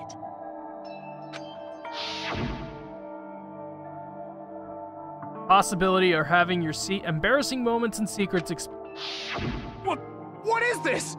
Nothing could have been that bad. Something he didn't want anyone to know, even if it meant killing someone. Wrong! Possible. Don't make me repeat myself. How many times must I repeat myself? To judge others by your own standard is the height of folly. Even if you can't comprehend it, he obviously can. That's all there is to it. While we're on the subject, why don't I tell you? The embarrassing memory, that secret he didn't want anyone to know. What Mondo did? Killed his own brother.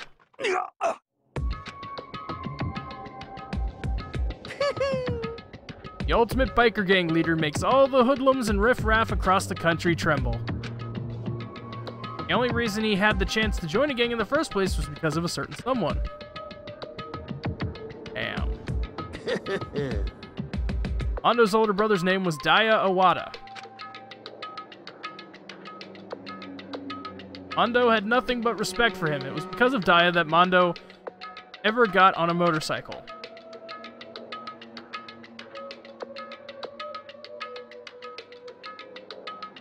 Mondo's brother was his only family growing up. It was the only one Mondo would trust or respect. He wanted to measure up to his big brother, so he imitated him in everything he did. Mondo was the epitome of the starry-eyed kid brother. Meanwhile, the charismatic older brother had put together a local motorcycle gang, and before anyone knew it, it had grown to the biggest biker gang in the country. Daya, the older brother, #1 in the gang, and his #2, his younger brother Mondo. In the beginning, everything was peaches and gravy. But when Mondo started to think about how he would have to take over the gang from his brother someday, his brother's greatness, his reputation, began to gnaw on Mondo's very soul. Kid's gonna take over for Daya, huh? Daya created this gang with his bare hands. Mondo's just along for the ride. Someone like that really be our leader? All that'll do is make the gang look bad. Almost every day, Mondo heard the gossip and whispers of the other members of the gang. Which is why... I just... Gotta get stronger than Daya. Just one time, no matter what. I gotta win. Don't fuck with me. I don't care what it takes, I gotta come out on top. And on the night of his amazing brother's retirement ceremony, Mondo challenged him to a street race. But during the race, tragedy struck. The kid brother pushed ahead with reckless abandon, eager for victory, and dashed into oncoming traffic.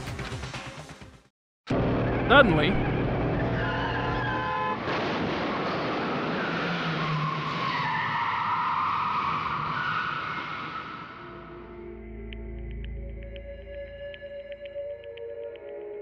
lying in his kid brother's arms, the older brother delivered his final words. My bad, kid, I fucked up. Sorry. Of course he knew it was his brother's fault, but Daya never blamed him for what happened. The rest is up to you. No matter what, you gotta keep the gang together, because it's the team you and me put together. Promise between men.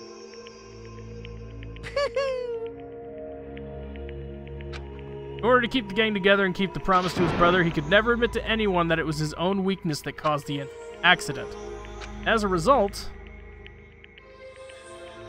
the team was made even stronger under the banner of the kid who'd bested his big brother. Daya was gonna lose to his kid brother, so he got stupid and got himself killed. That became the explanation for what happened. Mondo's lie became the truth. He wanted to lead the team so bad he was willing to tell all kinds of lies about his brother. I just...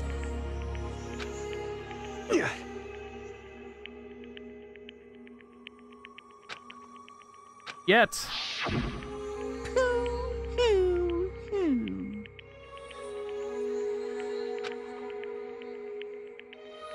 No matter how tough he pretended to be, he was just another weakling that could die in an instant.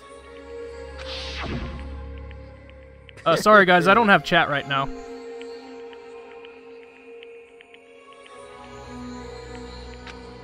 So I can't see what you guys are saying.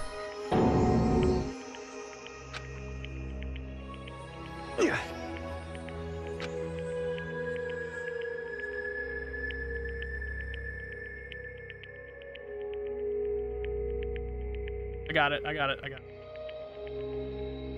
have a second monitor. Oh wow, you guys were saying a lot of things I just didn't see. I forgot that when we use our microwave, our wireless goes wonky.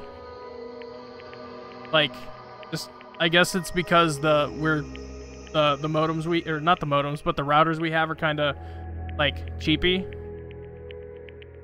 Yeah.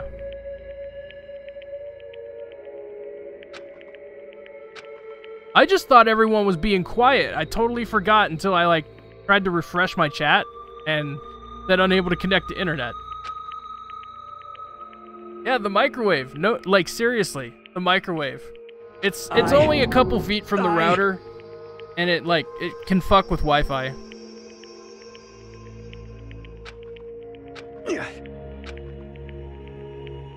Head filled with kind of fuzzy uneasiness and just started swirling around.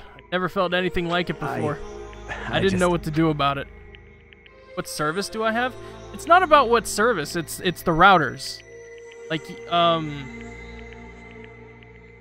you need a particular type of router that operates on a certain frequency or higher in order to, like, not have that fuck with it. In most houses, you know, a microwave being on won't fuck with wireless internet, but it's seriously just a few feet from the router.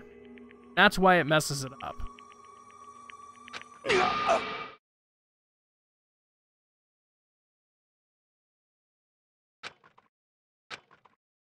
Hero asked me to start working out with him. Right there, he told me a secret.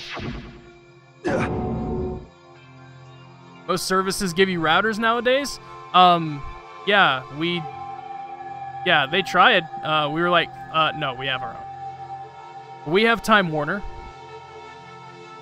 We use our own routers. We use our own modem. The microwave is off. Oh, I probably have to power cycle the tablet now.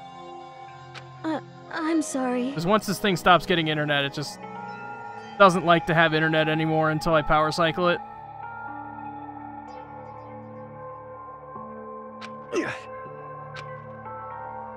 Huh? Kept that secret all this time, right? If anyone found out, But I want to change. I've wrapped myself in lies. I'm weak. I want to destroy that version of me forever. His words were like a knife in my gut. Felt like he was exposing the lie I'd been living myself. I have to change. I don't want to be weak anymore. So strong, it can't hurt you, right? Whatever secret Monokuma might tell us. You piece of... Saying I should just say it? Saying if I really am, I should just be able to tell everyone my secret? I was jealous. I was jealous of Chihiro's strength. He had the strength to face his own weakness to try and overcome it.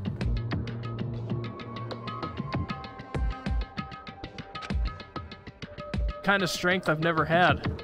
So I was jealous of him. That jealousy broke me. What? What?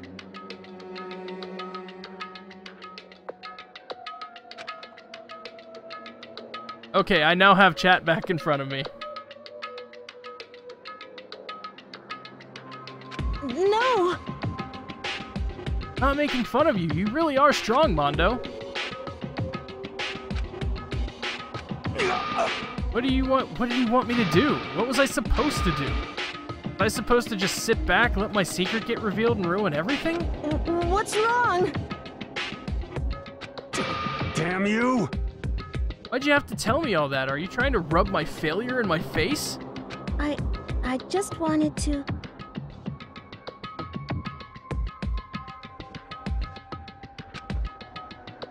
I admire your strength. That's right.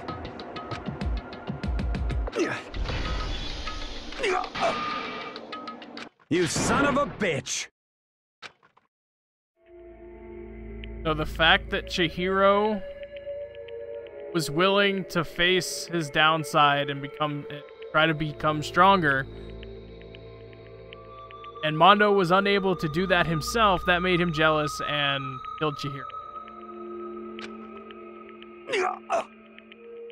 When I woke up again, he was lying at my feet covered in blood. I don't know. I think I'm gonna have to turn my mic back to the way it was. Because, like, I have to be so close to my microphone.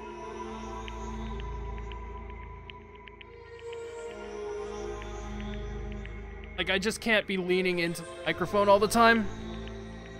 Because for it to come in loud, it has to be, like, seriously 2 inches from my face. And I can't do that.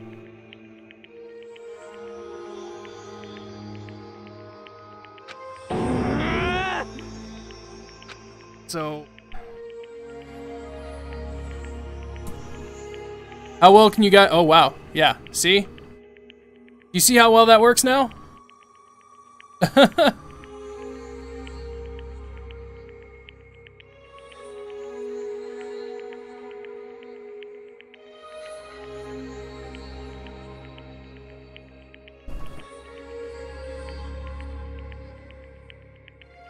Like, it's really far away now, and you guys can hear me fine, right?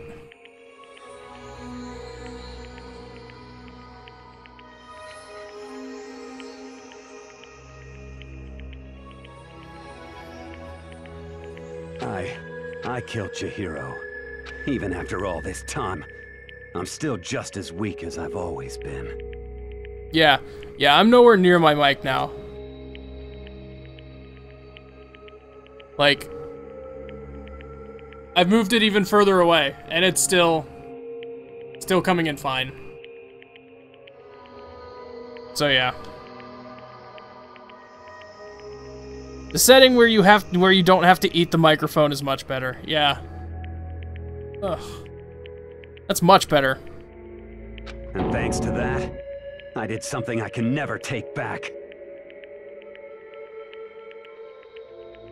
I'd rather do that than, like, just destroy my neck. Because, like, I've been leaning forward for 3 hours now, and my neck feels like if I lean back, it'll snap in half.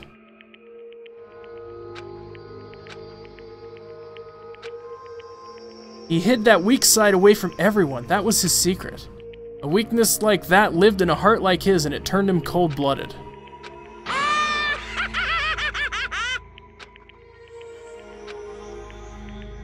For a secret from the past, for a memory. For that, he killed another living human in cold blood. He couldn't cut free of his regrets from the outside world. He doesn't know what true strength is. Do you see hope anywhere in there? Hope. It's funny because that's my emote prefix. It's funny. I'm a funny person, I promise. I'm not awful. Like, Persona 4's puns destroyed me. I used to be hilarious, and now I'm just the shell of a man. Yep. I'll say it as many times as I want, is what I want to say, but unfortunately I can't do that right now because there's time for punishing. It can't be. Bye, Mondo. You're dead now. Well now. Ridiculous. Now then, I prepared a very special punishment. Let's give it everything we've got. It's punishment time! I said wait! Sorry, man. Sorry, man. I couldn't keep the promise we made. From one man to another. Maybe that's why you shouldn't kill people.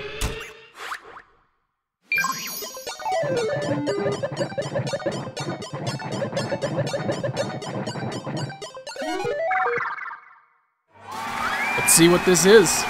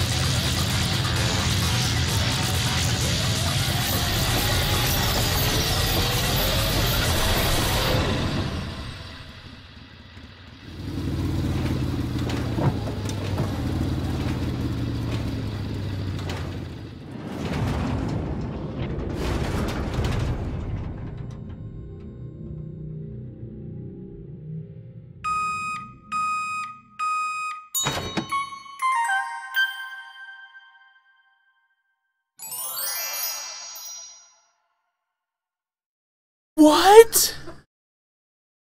Whoa, okay. Alright. I had no idea what was going on, and then just everything clicked, and whoa. What?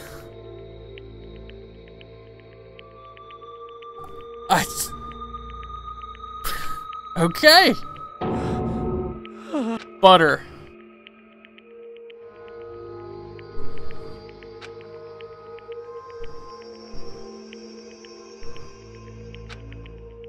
Everyone's lives are taking so lightly here. I feel like I might be going mad.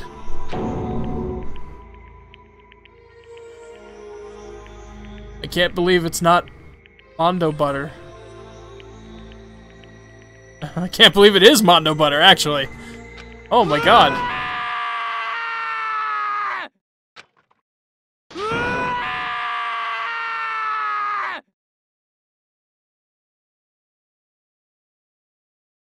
When they won't spread for you as a man, you turn them into butter and they'll spread as easy as you want. Oh my god. I'm going to hell for that one.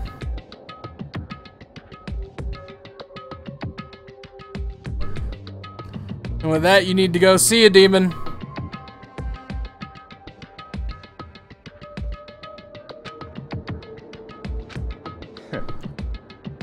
This is the end of the game? What is this? You're completely insane, you know that? A game? One of our friends is dead. Do you realize that? Naturally. Of course I do, but this game is life or death. Hey. I don't have anything to say to you. I don't have a response, except that I just don't understand why. Why did you go out of your way to disguise Mondo's crime? What? Why, isn't it obvious? Because it made things more interesting. His voice was calm, emotionless, like the voice of death. It chilled me to the bone.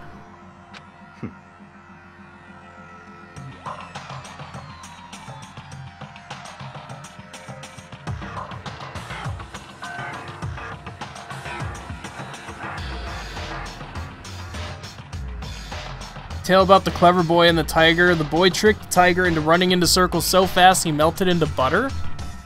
Never heard that tale, but if that's true, then I guess that makes sense?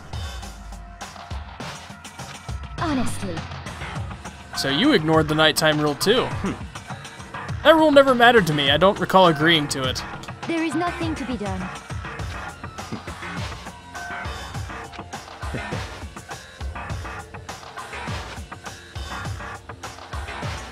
After he'd gone, I looked inside and saw the corpse. He was such a fool. He didn't have the slightest idea that I'd seen him. Well... So you're saying you knew who the culprit was from the very beginning? Right. But if that had been the end of it, how boring would that have been? I mean, what a waste of time to have the answer revealed right at the beginning. Which is why I decided to lend a little helping hand.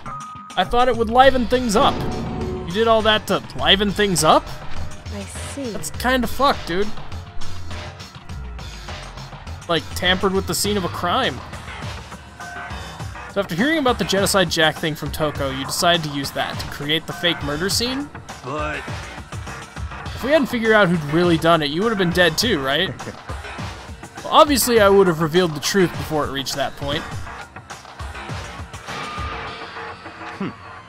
Thanks to a certain remarkable someone, it never did, and I was able to perform an interesting experiment. Interesting. Once I do decide to become blackened, I now know who I'll have to watch out for. Correct. Indeed.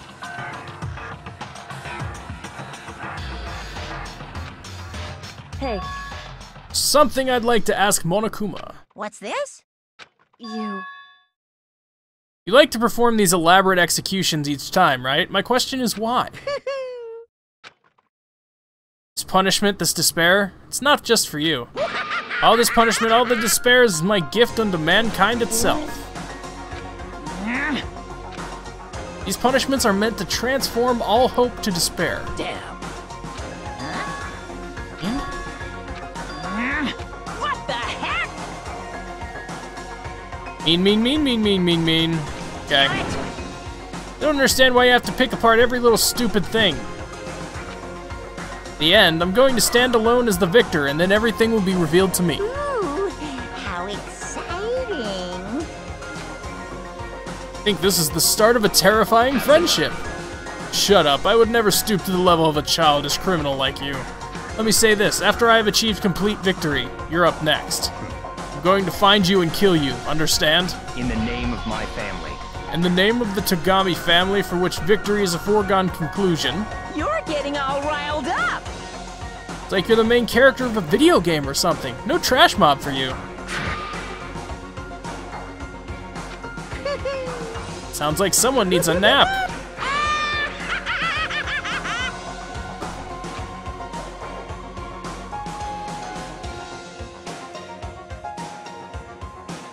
Monokuma's laughter peeled across the courtroom and the curtain closed on the case of Chihiro and Mondo.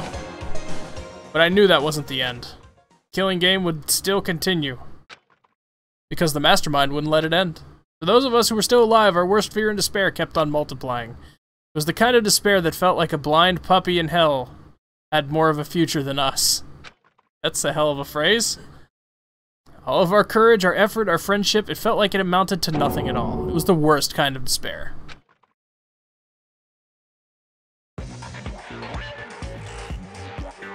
Well, anyway, like I was saying, this is a pretty good spot. Yeah, a really good spot. Anyway, isn't it amazing how that girl went and killed someone before things even had a chance to get boring? Once things really get moving, it'll be like a roller coaster. There won't be any stopping it. Fear and despair charge forward at a speed nothing can hope to match. But I must admit, I'm disappointed. I went to all the pain and effort of making you part of the group, and you couldn't play your part. You do remember you were supposed to make the first move, right? Well, no biggie. Nothing we can do about it now. So just do your best to make things more exciting from now on, okay? After all, that's what everyone wants to see. As long as you don't want to know my measurements, fire away. The 16th high school student. Who is it? Ooh, my. You really took me by surprise there. Demon Teddy. Yeah, pretty much, Pelican. I know I said you could ask anything, but super denied, ultra denied, demonic denied. Because you see, that's my ace in the hole. And nobody'd be dumb enough to reveal that, right? No matter how close they were to their friends.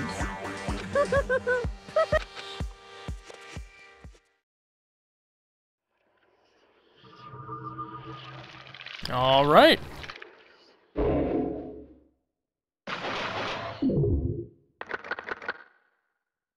10 students left. Is that Seth from Street Fighter 4? It might be. Certainly pale enough. You received the Crazy Diamond present.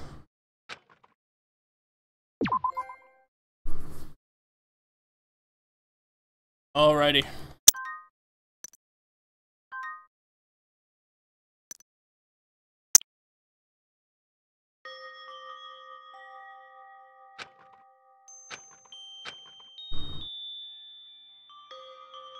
I know I shouldn't cry, Okay. but I've had enough. I can't take it anymore. Getting out of here anytime soon, it's impossible. I can't let myself think about how much I want to get out of here. If I keep thinking like that, I might decide to. See the GIF? No.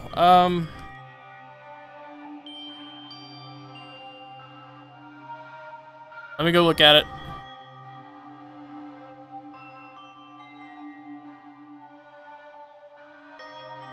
Right then. That is certainly a GIF. That is certainly a GIF. This game's gonna get me banned. Donuts, I need to eat some donuts, that'll cheer me up. Yes. Ways, donuts, twisty donuts, jelly donuts, cream-filled donut holes, malasadas? Okay. Oh god of donuts, I'm praying for a wonderful encounter. Am I playing as Aoi? Forgive me for breaking the nighttime rule, but right now, for me, donuts are absolutely necessary.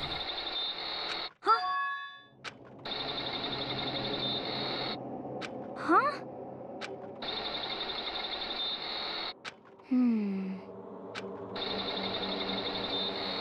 But...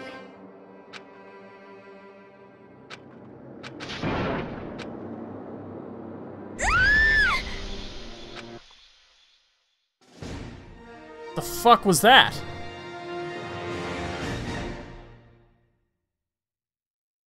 The fuck is that?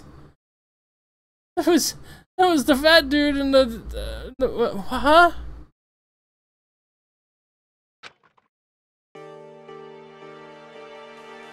Game's weird. Everyone met up at the dining hall as usual, and I suspected it to start like any other day. That's what I expected, but Toko and Byakuya still refuse to show up.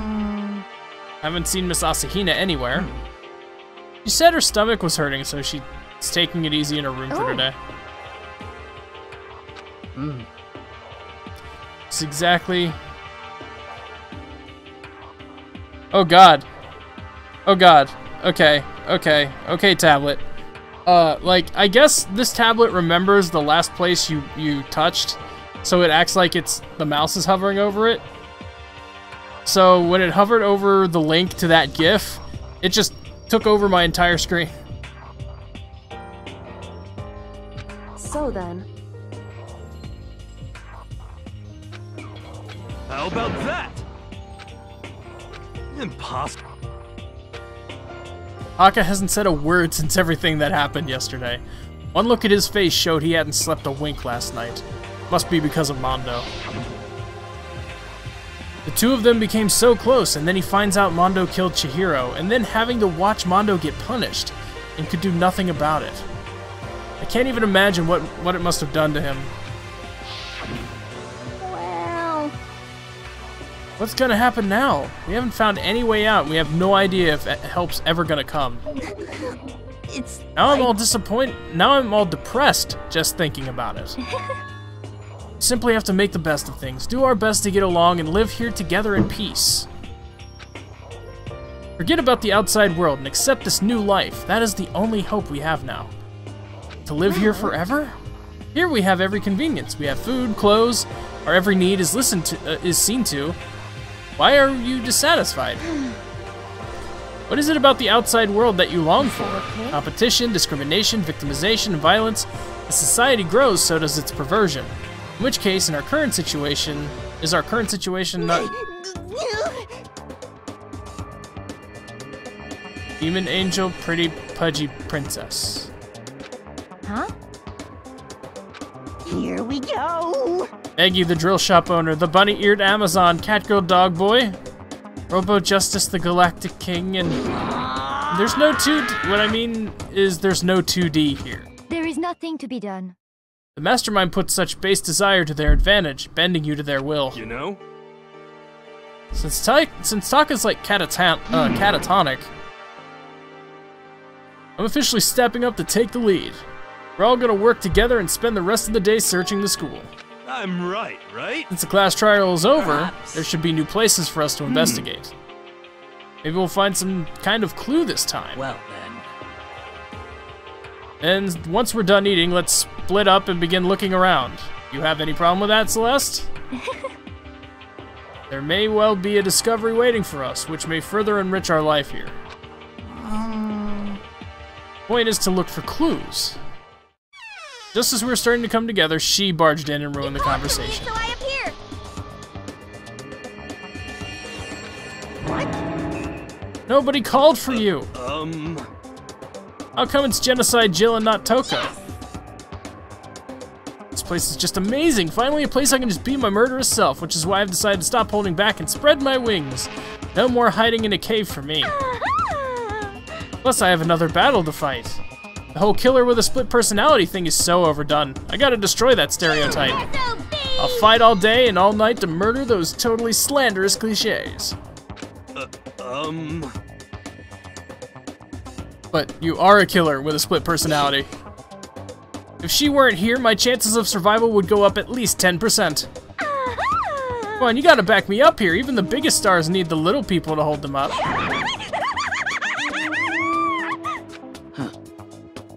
Whatever else we do today, first we should eat. We can't do anything on an empty stomach.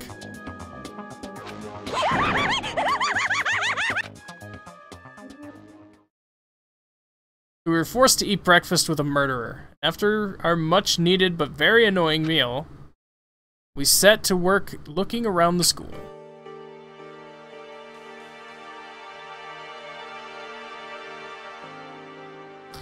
Alright, let's see here.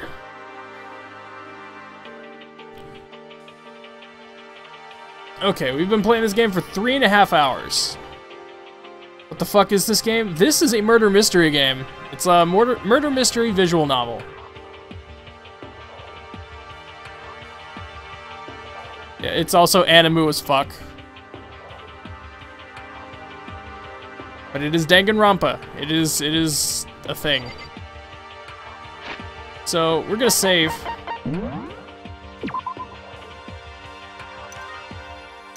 And I think I might switch games.